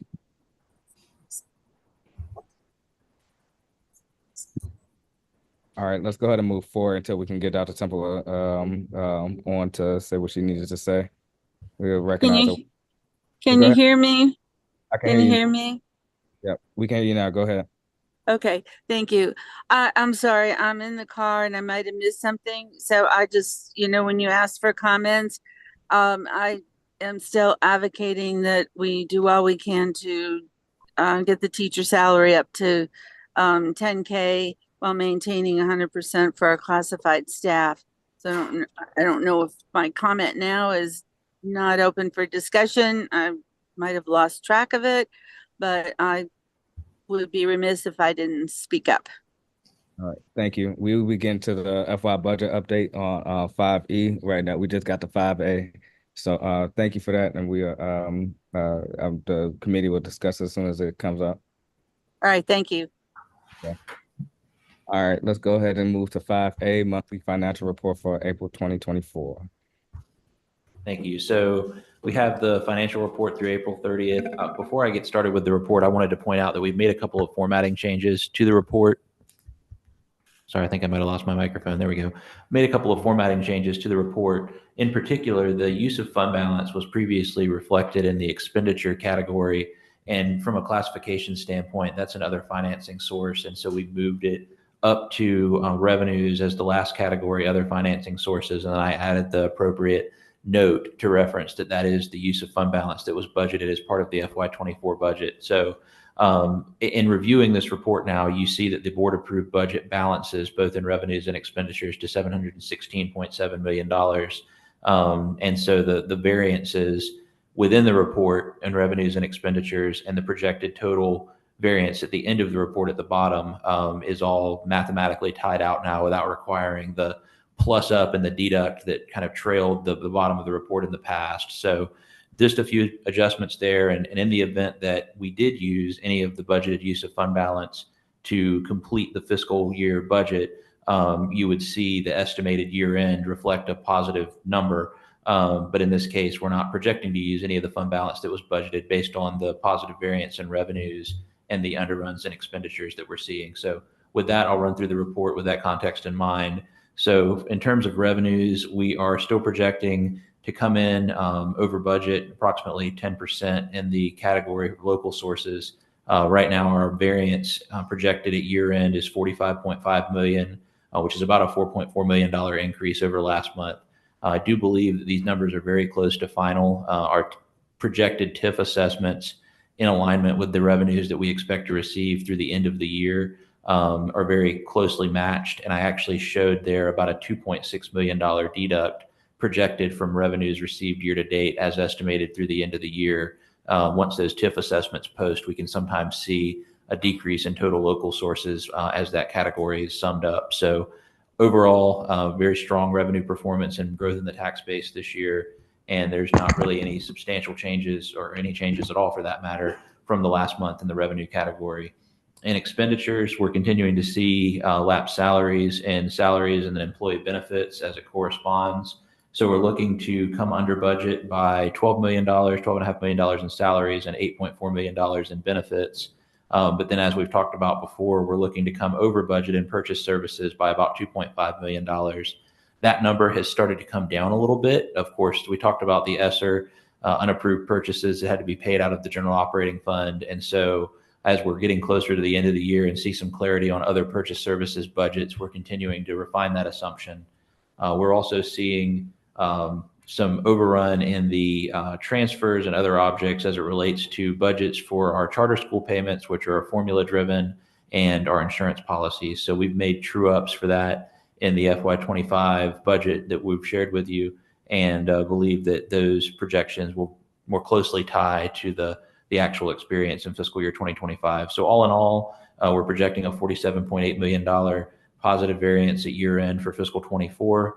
And that lines up nicely with our FY25 budget and the long-range financial plan has been updated to reflect this information that I'll share later this afternoon when we get into the FY25 budget update. Thank you, Mr. Prentice. Ms. Roberson? I have no questions. Thank you. Ms. Stamp?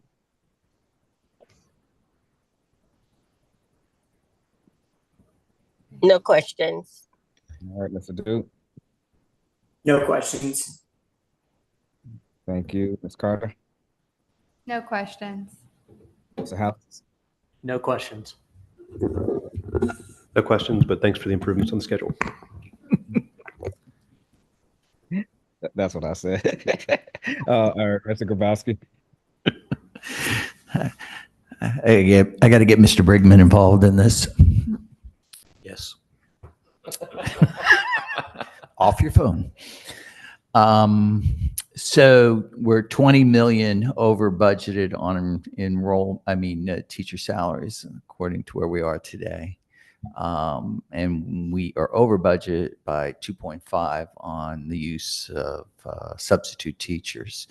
As we stand today, now that the contracts are in, how are we looking as to being fully employed for next year, right?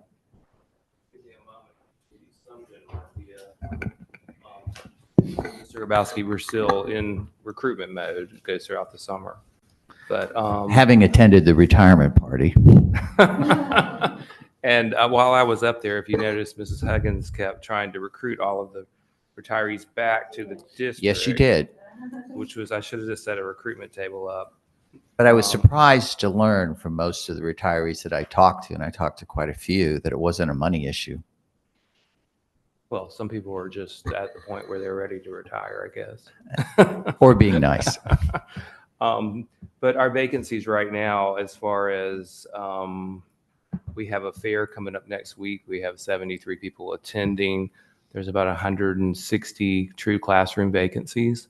So far for the year, as far as stage for clearance for middle and high school teachers, we've hired 191, and for elementary, 273. So we hire anywhere between 500 and 600 teachers per year. Weighted student formula, of course, has brought some new positions to the table. We have some of that data broken down too, so we can track that. So I want the recruitment team to understand that, of course, there's some new positions that have recently come out as far as being posted and how to address those. So we have an event next Wednesday, and then I have a meeting with press tomorrow to talk about the event and talk about pay for all staff.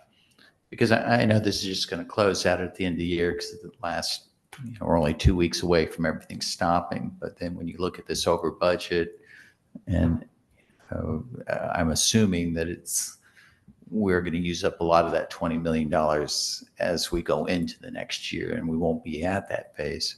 So the over budget and purchase services, the primary driver of that's the ESSER, purchase services that had to be paid out of the GOF versus ESSER because of the SDE denials that we experienced back in January, February timeframe.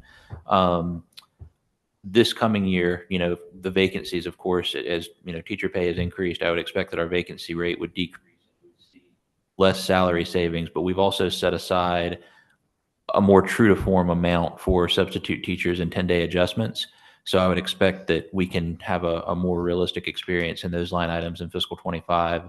I don't know that we overran subs by $2.5 million within that particular category. I can get that number and follow up with you. Yeah. But again, we did add, I think, $1.5 million to that line for fiscal 25 so that our budget more accurately reflects, just like with our insurance premiums and things like that, our anticipated experience, so that savings are true savings and we're not using savings to offset overruns. And I think a lot of my questions will come up when we start talking about the 25 budget. So thank you, Mr. Calhoun. Got it. I guess it's me. One question, Mr. Brigman, where and when is the fair, the fair next week? Yes, sir. It's at Stahl High School. I can send information out to the board if you'd like more details. It's at Stahl from 2 to 5. It's a hiring event, so our schools are invited. Our recruitment staff will be there. And what day is that? June the 12th. June 12th. All right, thank you. And then let's, my only be with the ESSER that was not covered, but we had to spend out a GOF. I'm hoping that will be covered under the audit, correct? So we will receive a full ESSER audit, yes, sir. So there'll be some outcomes there that come from that process. I mean, we know what they are at this point in time. They'll just be documented in formal findings. Fortunately, with ESSER coming to a close, these issues were not in deviation to our own procurement process. They were deviations from the Code of Federal Regulations and federal procurement guidelines that our local process happened to exempt. So corrective action's been taken there already to try to mitigate that through the close of ESSER. And then as we've discussed previously, we won't experience any true loss of funds because we'll use the money that we weren't able to expend from ESSER to cover eligible salaries in fiscal year 25 for those positions that are carried forward with GOF funding as their main source. And we'll just cover them with ESSER for the first quarter. Cool. Thank you very much. Do we have any further questions? All right, hearing none, let's go ahead and move forward to 5B, the purchases and contracts greater than 250. Yes, sir. We have a very descriptive and detailed report this month that has absolutely nothing on it. So based on the approval by the Board of Trustees on May 20th to rescind the requirement for approval of the 250 report, and then this report being prepared on May 22nd for presentation to the committee, there weren't any prospective 250 and over procurements that happened. So we will present this report again as the first look back report in August based on procurements that happen from May 22nd through the data date of that report that's presented to you, and expect that it'll have detail on it that looks back of those activities that have occurred over the past month and some change. So right now you just have reports that say no new activity, and we'll look forward to discussing it further with you later in the summer. All right, do we have any questions because he didn't present much there? All right. Well, I actually have a question. So when we look coming to August, we will be looking at June and July. Yes, sir. And I'm glad you mentioned that. So with the schedule now that's been approved by Audit and Finance, assuming that that's to be approved by the board, we will actually do two separate reports for the monthly financial report, the ESSER report, some of those kind of things that require an as of the end of a certain month. So you'll see your June and July at that point in time. For the 250 report, we'll just aggregate everything on one master report through a certain data date, and then we'll begin, a 30-day look back after that going forward. All right, thank you. All right, moving forward, we go to the monthly capital projects report. Ms. Castillo. Thank you very much, and good afternoon. I'd like to present the April capital projects report. Our most current revenues for March 2024 for the sales tax program were $207,000 below the cash flow model projections based on the most recent collections with a 2% growth over the prior year. The expenditures for the programs are as follows. For the 2010 through 2016 program, $3,000. The 2017 through 2022 program, $3.1 million. The 2023 through 2028 program, $4.9 million. The 2023 through 2028 program funded with long-term debt was $3.1 million. Our fixed cost of ownership fiscal year 24 program is wrapping up, and fixed cost of ownership fiscal year 25 is commenced. I'm happy to answer any questions you might have. Thank you. Let's start with Ms. Robertson. No questions. Ms. Stamp. No questions. No questions. Right. Ms. Carter. No questions. Mr. Hallis. No questions. Mr. Griffin. No questions. Last, Mr. Kowalski. So the revenue collection is 207,000 lower. Yes. And that's from this year. How do I say this? That's for the year up to March. That's correct. The sales tax collections began January of 2023. So our cumulative is 321,000 in the positive year to date. So what are we looking at a projection going lower? I mean, we're positive to date because we had a very, very strong fall. I mean, I think everybody realized that. But this spring seems to be, I mean, I just know on our end, this has been kind of an interesting spring. I mean, we're down. And these collections are as of March, reported by the state. So we typically see a lot of activity in the spring and summer. So I'm remaining optimistic. There's definitely some seasonality to the way that DOR remits as well.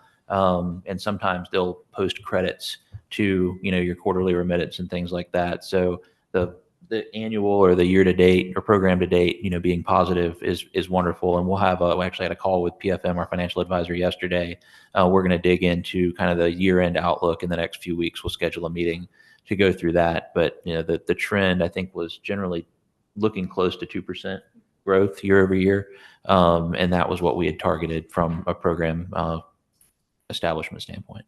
I know we're only talking about a 2% issue, but as we look at our projections and project out through the summer and then out into the fall and into the next quarter, I mean, I know it's from what at least you hear in the street here at the breakfasts with all the small businesses and everything.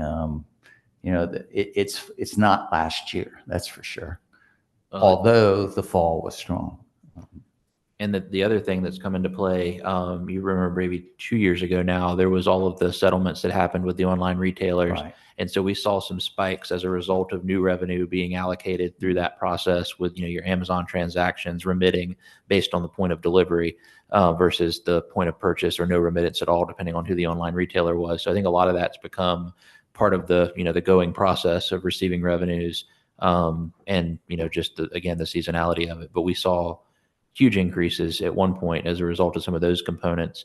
But it's really important, that's why we want to look at this analysis, that the trends tie and, and stay true during the early part of the program, as is the case with this one, because if you project 2%, and you have a 6% growth year in the early part of the program, that carries its way through most likely through the entirety of the program. And you can adjust some of your project funding assumptions and, bonding capacity and things like that. So we want to make sure that we at least maintain our baseline through those first few years to make sure that the curves and everything hold up for the program expenditures.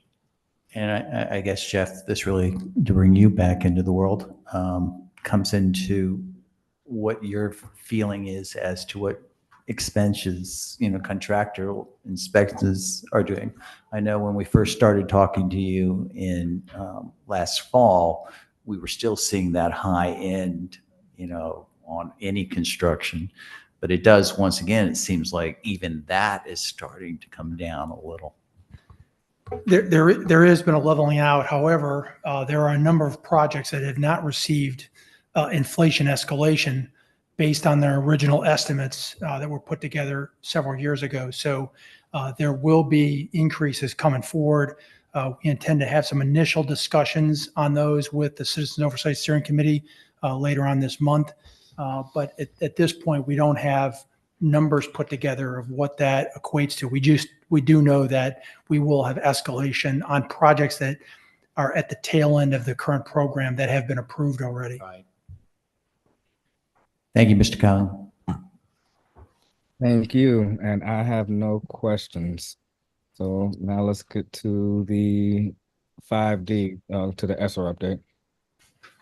All right. So as you've heard us talk about over the last couple of months, we've had expenditures in the last month's report that posted for the second round of bonuses that were paid out in March. And then we did a plan amendment that posted for April. So this report reflects the plan amendment and the reallocation of dollars amongst all of those categories. So you can see the encumbered amount and the remaining amount across all areas are now positive numbers. And the bonuses have been paid out in the appropriate category, and the dollars to fund those bonuses have been allocated to that category. We have received reimbursement on $141 million of the total $163 million authorized in the ESSER 3 plan for CCSD. We have about $9.9 million encumbered, $8.3 million remaining. just to give you an idea of the flow of things there, as of today, we're around $5.3 million remaining. So we're continuing to analyze where we are with remaining dollars so that we can do that reallocation that I mentioned to you earlier to journal the salaries that we need to cover with some of the residual dollars, especially through this ESSER approval issue with purchase services. So we're going to meet again in the early part of July as we close out fiscal 24 to look at what remains. We have a few limited summer programs that have approved expenditure plans in place. And so we know what those are. And then once those are finished, if there's any savings there, we'll reallocate those as well. So we're tracking this very closely, with the goal being in October to be able to have $163.2 million reimbursed from the state and $0 remaining to close out all three components of ESSER. And then, of course, we'll have our audits and everything that will move forward into the winter and early 2025 so that ESSER as a whole can be closed out as we move into fiscal 26. Thank you, Ms. Roberson. No questions. Ms. Stamp, No questions. Duke, No questions. Ms. Carter, No questions. Mr. Hallis. No questions. No questions. No questions. All right. My only question would be, do you foresee us having to do, or for any of our upcoming encumbrances, will any of that have to be covered by GOF? Have we looked at all those upcoming things that are coming soon to make sure they are going to fit within the plan that we already have forward, so that we won't have to pull anything else out of our GOF? So there's a couple of ways that this can or has happened. One is we submit a non-competitive procurement form to the State Department, and unfortunately, procedurally, they require that an executed contract is included. And so in certain circumstances, they've denied things after services have needed to start, and we end up having to cover it with the GOF. It's a very cumbersome process.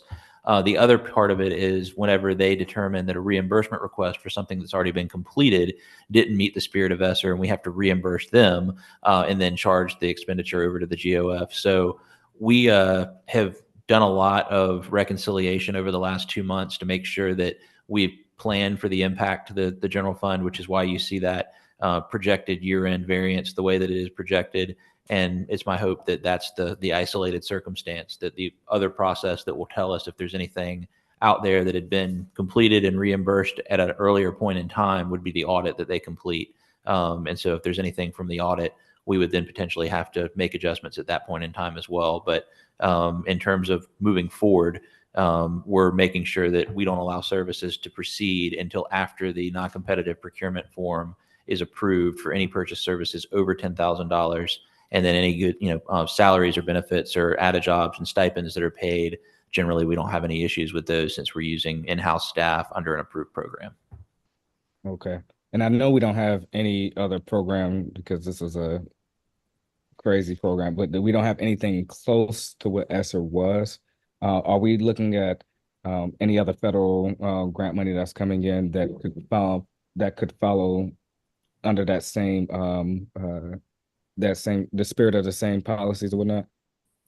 We actually, as part of the reorganization, have addressed some of these things to make sure that we have specific attention to federal procurement, so that the CFRs and our local policies and procedures are adhered to. We do receive other federal grants, and we haven't had any issues with those grant programs, as well as federal dollars as part of our special revenue funds. And that non-competitive procurement form is administered similarly in some of those special revenue funds where we receive federal dollars, but the mass and volume of that is much lesser than what ESSER is. And so it was just an order of magnitude issue.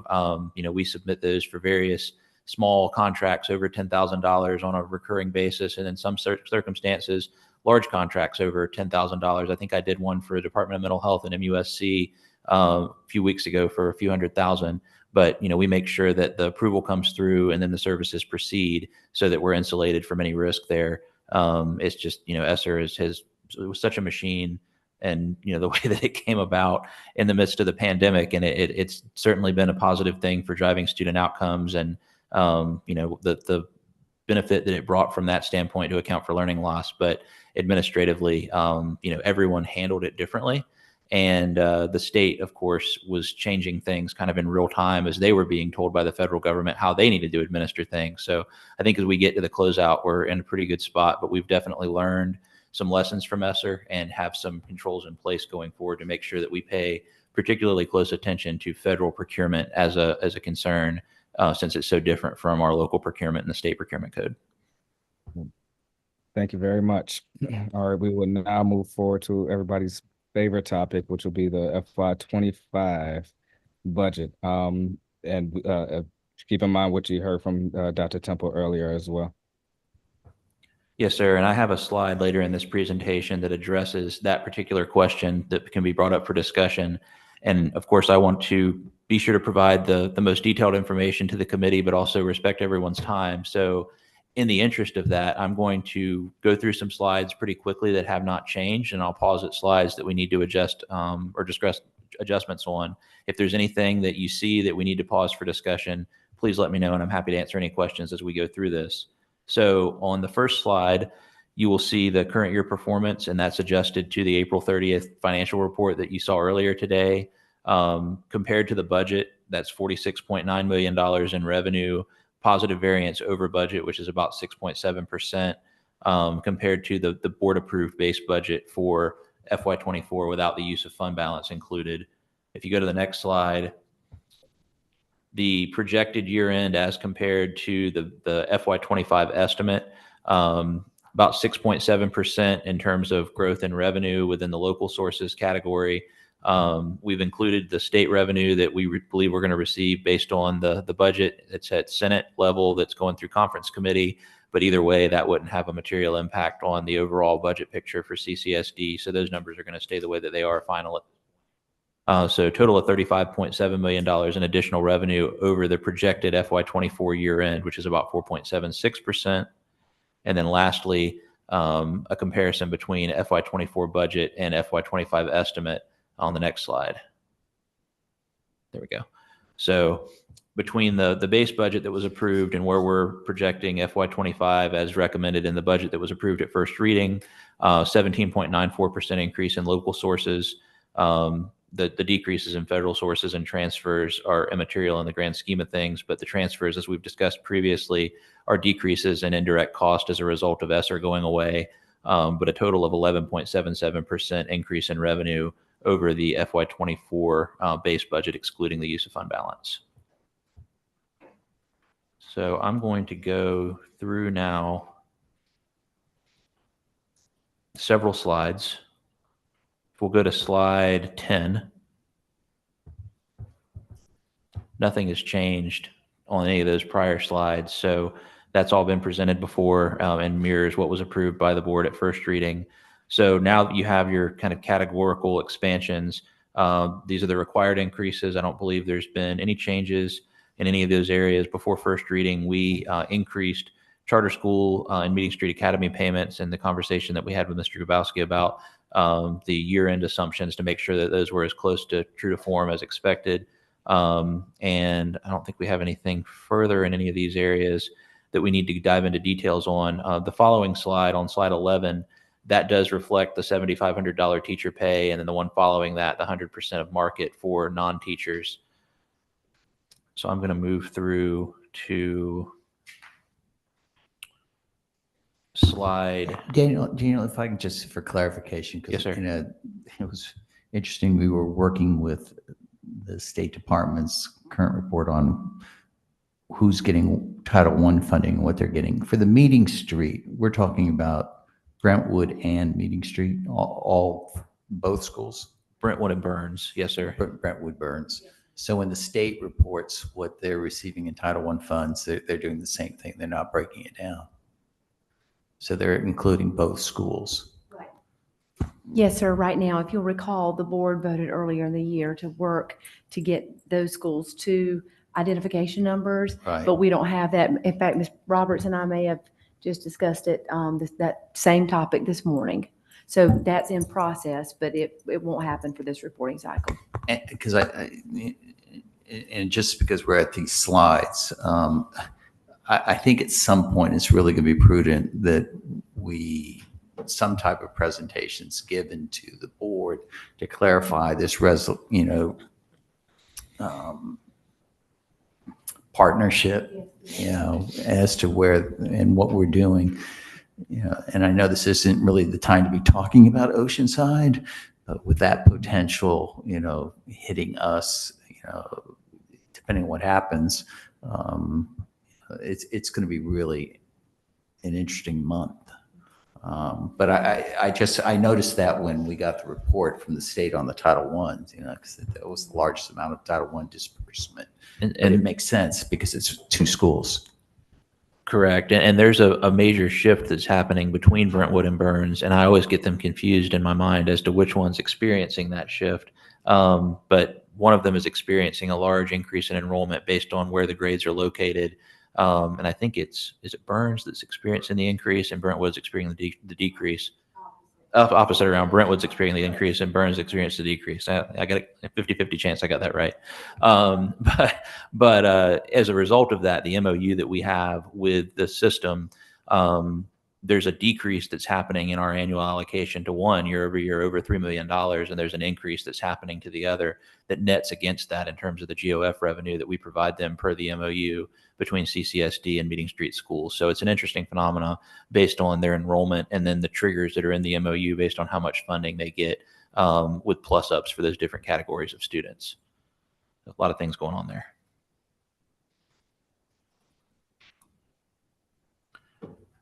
So I'm going to move through to the weighted student funding slide, particularly slide 21. There we go. So we've shared this in the last month, but this was a question that came up, I think, at the board meeting following the last audit and finance regarding the categorical breakdown of unique students impacted by the WSF. So you could have somebody that is a tri-category, a pupil in poverty, multilingual learner, and a student with disabilities. So there's 359 that meet that criteria.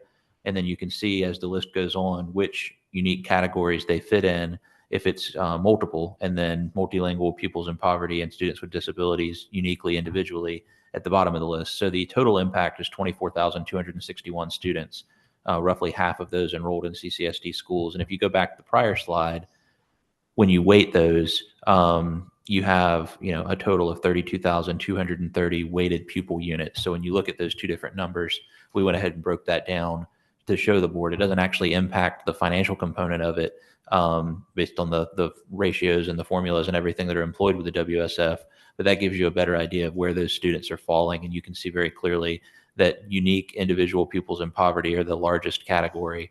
And then going from there, pupils in poverty with disabilities and pupils in poverty that are multilingual and so on in terms of the impacted student groups.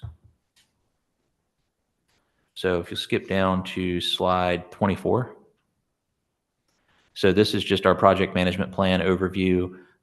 We have since passed our May 31st execution date. And so we're completed those items and meeting later this week to go over some of the next steps as we get closer to July 1. And if you go to the next slide, we're planning to have the monthly financial report to the board in August, reflecting the template for board review, and then the actual July financial report in September with the first round of data to the board based on the approved allocations that are in the assurance forms and the year-to-date expenditures and remaining funds. And we'll begin to share that on a monthly basis from there. So good progress is being made, and a lot of people at the table from all different divisions of the system working together to get this underway. So continue to provide you with updates on that through third reading and then through a different format after the budget approval. Not third reading, I'm sorry, second reading. I used to work in county government where you had to have 3 readings of the budget. You only have to have 2 readings here. That may occasionally trickle out. Yes, sir. Well, under execution 3, is we got to submit non-personnel WSF request. What about district level? So you say district level, you're talking about school-based versus central office-based? Right, because you know how we had over, and I know WSF is really focused on the school level requests. Whatnot. Do we have anything coming from district level requests? So WSF is only funded at the school level, and those requests have all been received. But if you go back to slide 19, those are the ESSER impact initiatives that met the cut score that impact the central offices that are being recommended for funding. So that didn't require any true project management component like the WSF did at the individual school level. But that $933,000 for those 4 categories of central office ESSER impacts has been included in the base budget as proposed. All right. So will those go through any, I know we did the impact reports and everything that met the level of, but will they have to reapply for this, or will they just move straight through? So the WSF request, Mr. Calhoun, will be part of our normal general operating fund allocation and the way we allocate to schools for the next few years as we assess the effectiveness of the WSF process. Right. So I'm thinking about the ESSER impact initiatives that we have right here. Will they have to go through a new phase of reapplying or recertification or whatnot? We'll assess the effectiveness of those those positions and or programs annually, yes. All right. And the same would go for the new standard allocations that are reflected on slide 18. Those would be reviewed as well, just to make sure that we're well aligned, and we could make certain things part of our standard allocation going forward, or there may be adjustments that get recommended. We just wanted to bucket all of those together so that we were tracking them closely, and we'll review those on an annual basis. On slide 19, since we brought it up, I mean, are those all annual contracts, or, because I thought at one time there were certain contracts that were 2-year contracts and they were rolling over? You're right. The University of the UVA contract is typically a multi-year contract. Yes, sir. So the board did approve it at some point this year, earlier in the year. So I would, in looking at the ESSER report and knowing that it ends in September, would we not be prudent to pay off their full contract for whatever contract period they're on? Mr. Prentice, we worked with the UVA contract a bit earlier in the year, so I'll let him respond. So we certainly could, if we had extra ESSER dollars, for example, that we couldn't use to cover salaries in the general operating fund. But the way that ESSER is programmed, you have to prove that the work is tied on a cash basis to the timing of the expenditure. So you couldn't pay for something in July 1 that ran through June 30th of the following year. With ESSER, you'd have to pay for just the pro rata share of it. We certainly tried. That question was asked. That's a good question. I asked that question a couple of months ago. So You did. All right. So moving forward, I'm just scroll through some slides here to slide 30. This is just the overall FY25 expenditure budget. So no changes here in terms of the net appropriations or anything of that nature. Total budget as proposed is $847.5 million. And then we're proposing a use of fund balance of $42.4 million, which is now less than the total amount of fund balance that we anticipate contributing as part of FY 2024 variances. So we feel good about that. Feel that the revenues are final, but there's still some conservatism there, and continue to refine that through our long range forecast as we move forward. If you go to, and we've talked about a lot of these before with the tax comparisons and the funding dashboard, so I won't repeat myself on any of that. But if you go to slide 37, this is the long range forecast, which has been revised. And Mr. Grabowski asked a question in a prior audit and finance meeting regarding that kind of eclipsing of the fund balance requirement and the actual fund balance projection as of FY27, because that was when the line started to run under. And so I wanted to point out as an example, through our refined projections through the end of the year, we continue to update this model. And so now we're looking at approximately $234 million in fund balance at year end. And that, as a result, shows that that line now runs slightly above the FY27 fund balance requirement. So we're going to continue to refresh this as we go through the monthly process to show you kind of granularly on a month-to-month basis, year-to-year basis, where we expect to land.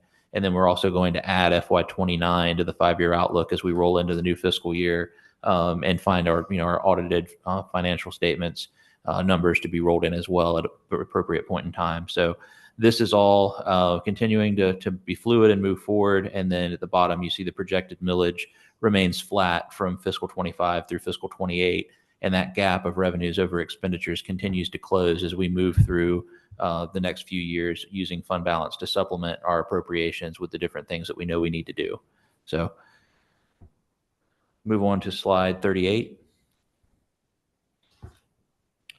In terms of next steps, so we are finalizing the resolution, the budget book, and other information for presentation of second reading at Committee of the Whole next week on June 10th. We have drafted a resolution that just generally captures the net appropriations across all of our major categories of funds and provides other staff level guidance all in one single document as part of the budget book that we'll share with the board. But we are requesting action today coming out of Audit and Finance Committee, similar to what we had at the last month's meeting, to recommend second reading to Committee of the Whole based on the balanced budget that's been shared today.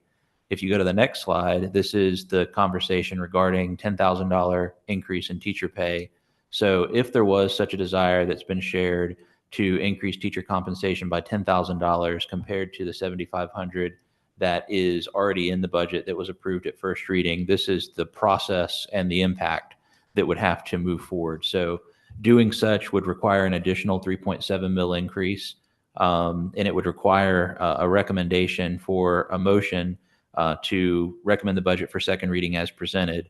But then such motion would have to be amended on the floor to provide for the increase in teacher compensation by $10,000. And essentially, if that motion and motion to amend was made, if the amendment was to pass, then the committee and subsequently the board would need to vote on any amendment. And if it was to fail, then we would just ask that the board or the committee vote on the original motion to recommend second reading as recommended by staff. So that's just procedurally the steps and the impact.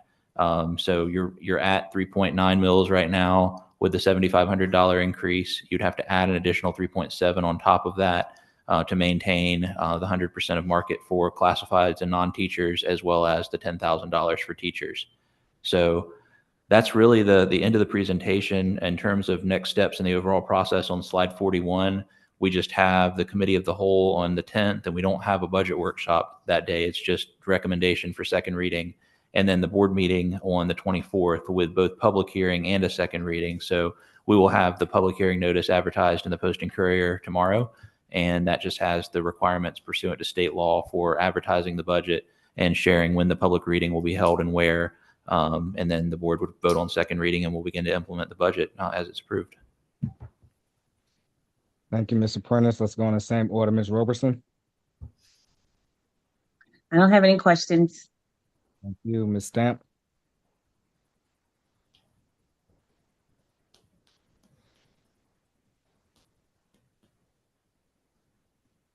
All right, let's move to Mr. Duke. No, I have no questions. All right, Ms. Carter, No questions. Mr. Hallis, No questions. Mr. Griffin, No questions. Mr. Grabowski. No questions. All right. I had one question, but can y'all go back to slide 38 real quick?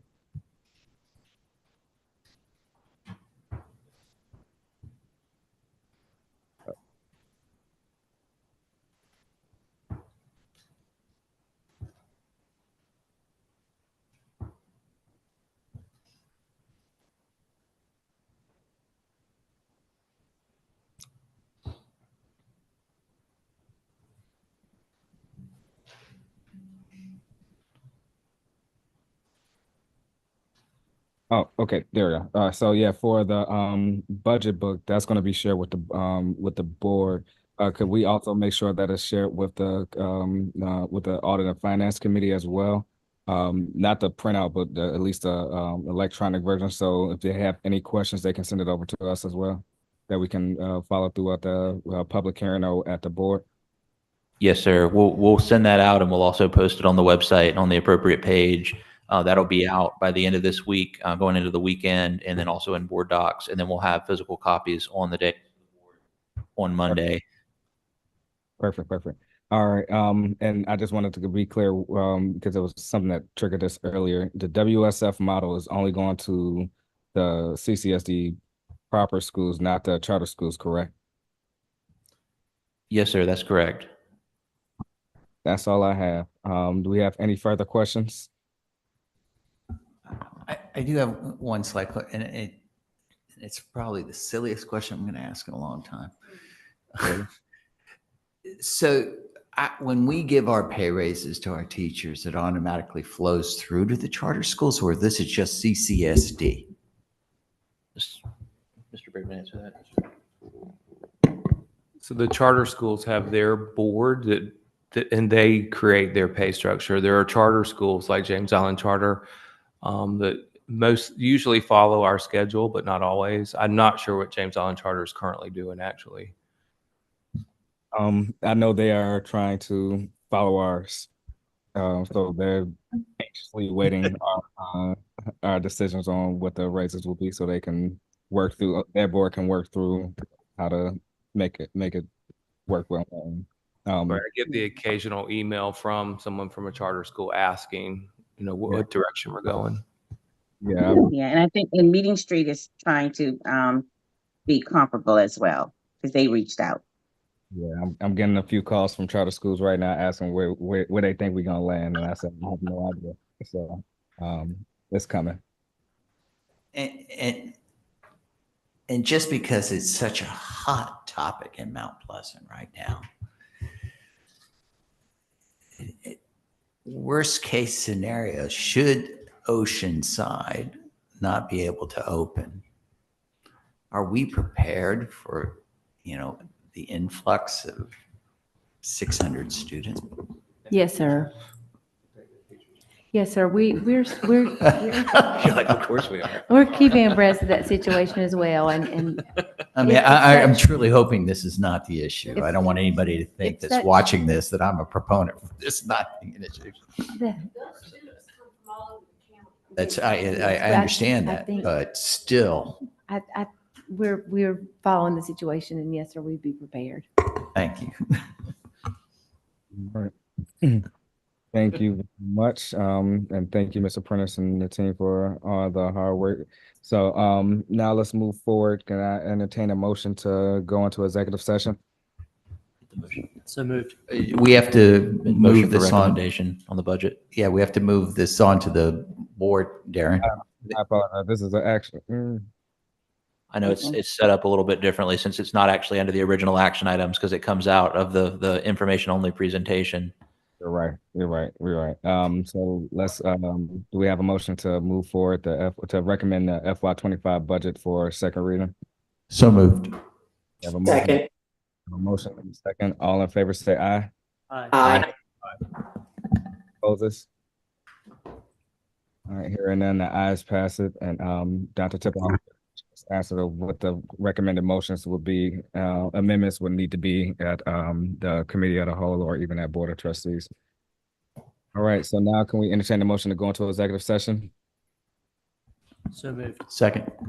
Have a motion and a second. All in favor, say aye. Aye. Aye. Any opposed? Hearing none, the ayes have it. If you are on Zoom, go ahead and join that breakout room, and we're going to executive session.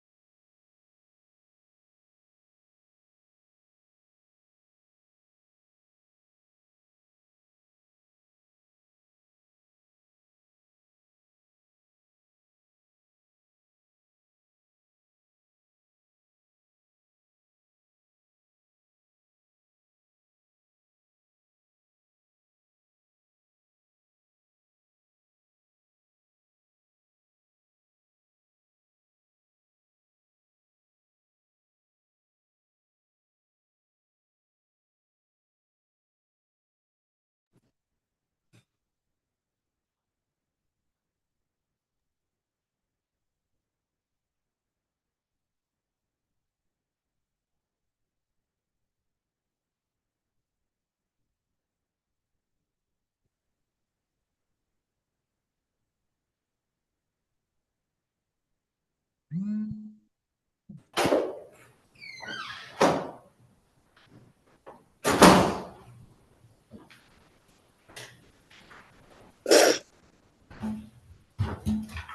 like we got everybody back there. We have a motion to go into open session.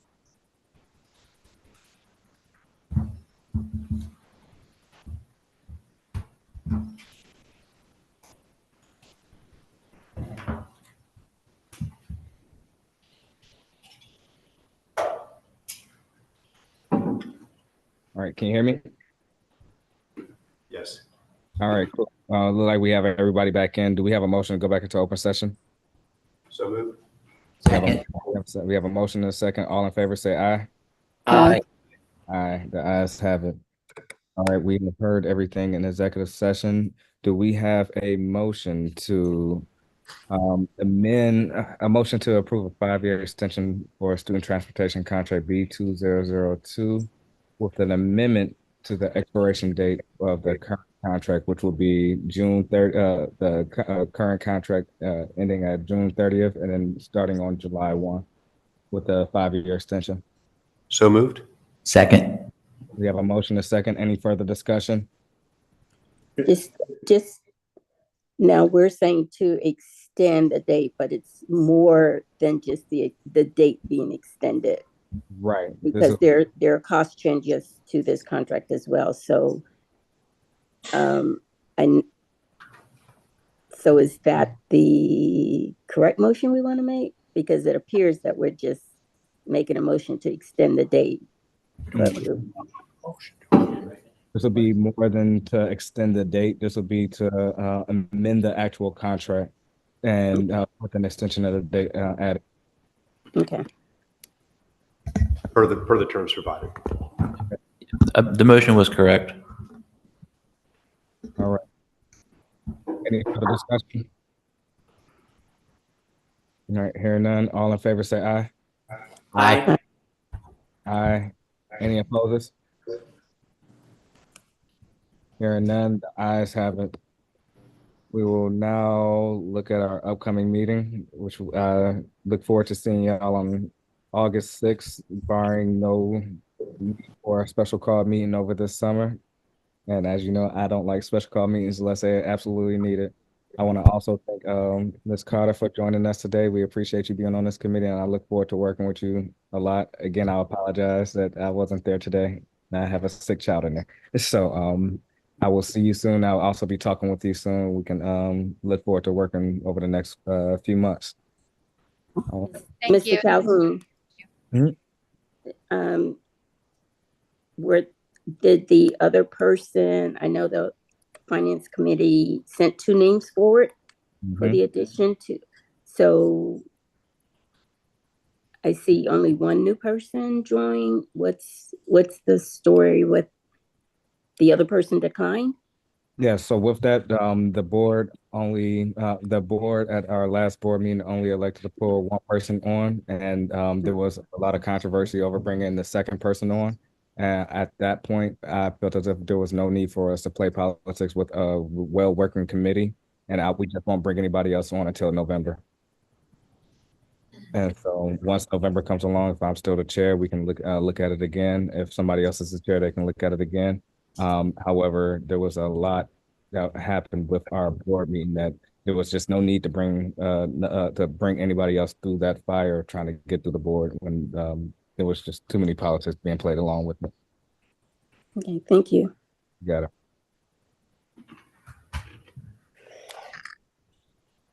All right, so hearing nothing further, we can go ahead and move to adjourn. So moved. We'll see you all soon. Again, our next meeting is August 6th. You will receive the budget book over the next few days. And if you have any questions, go ahead and send them over to the CFO office or send them over to myself or Darlene, and we can get any questions answered before we go into the second reading. All right. Thank you all. We'll see you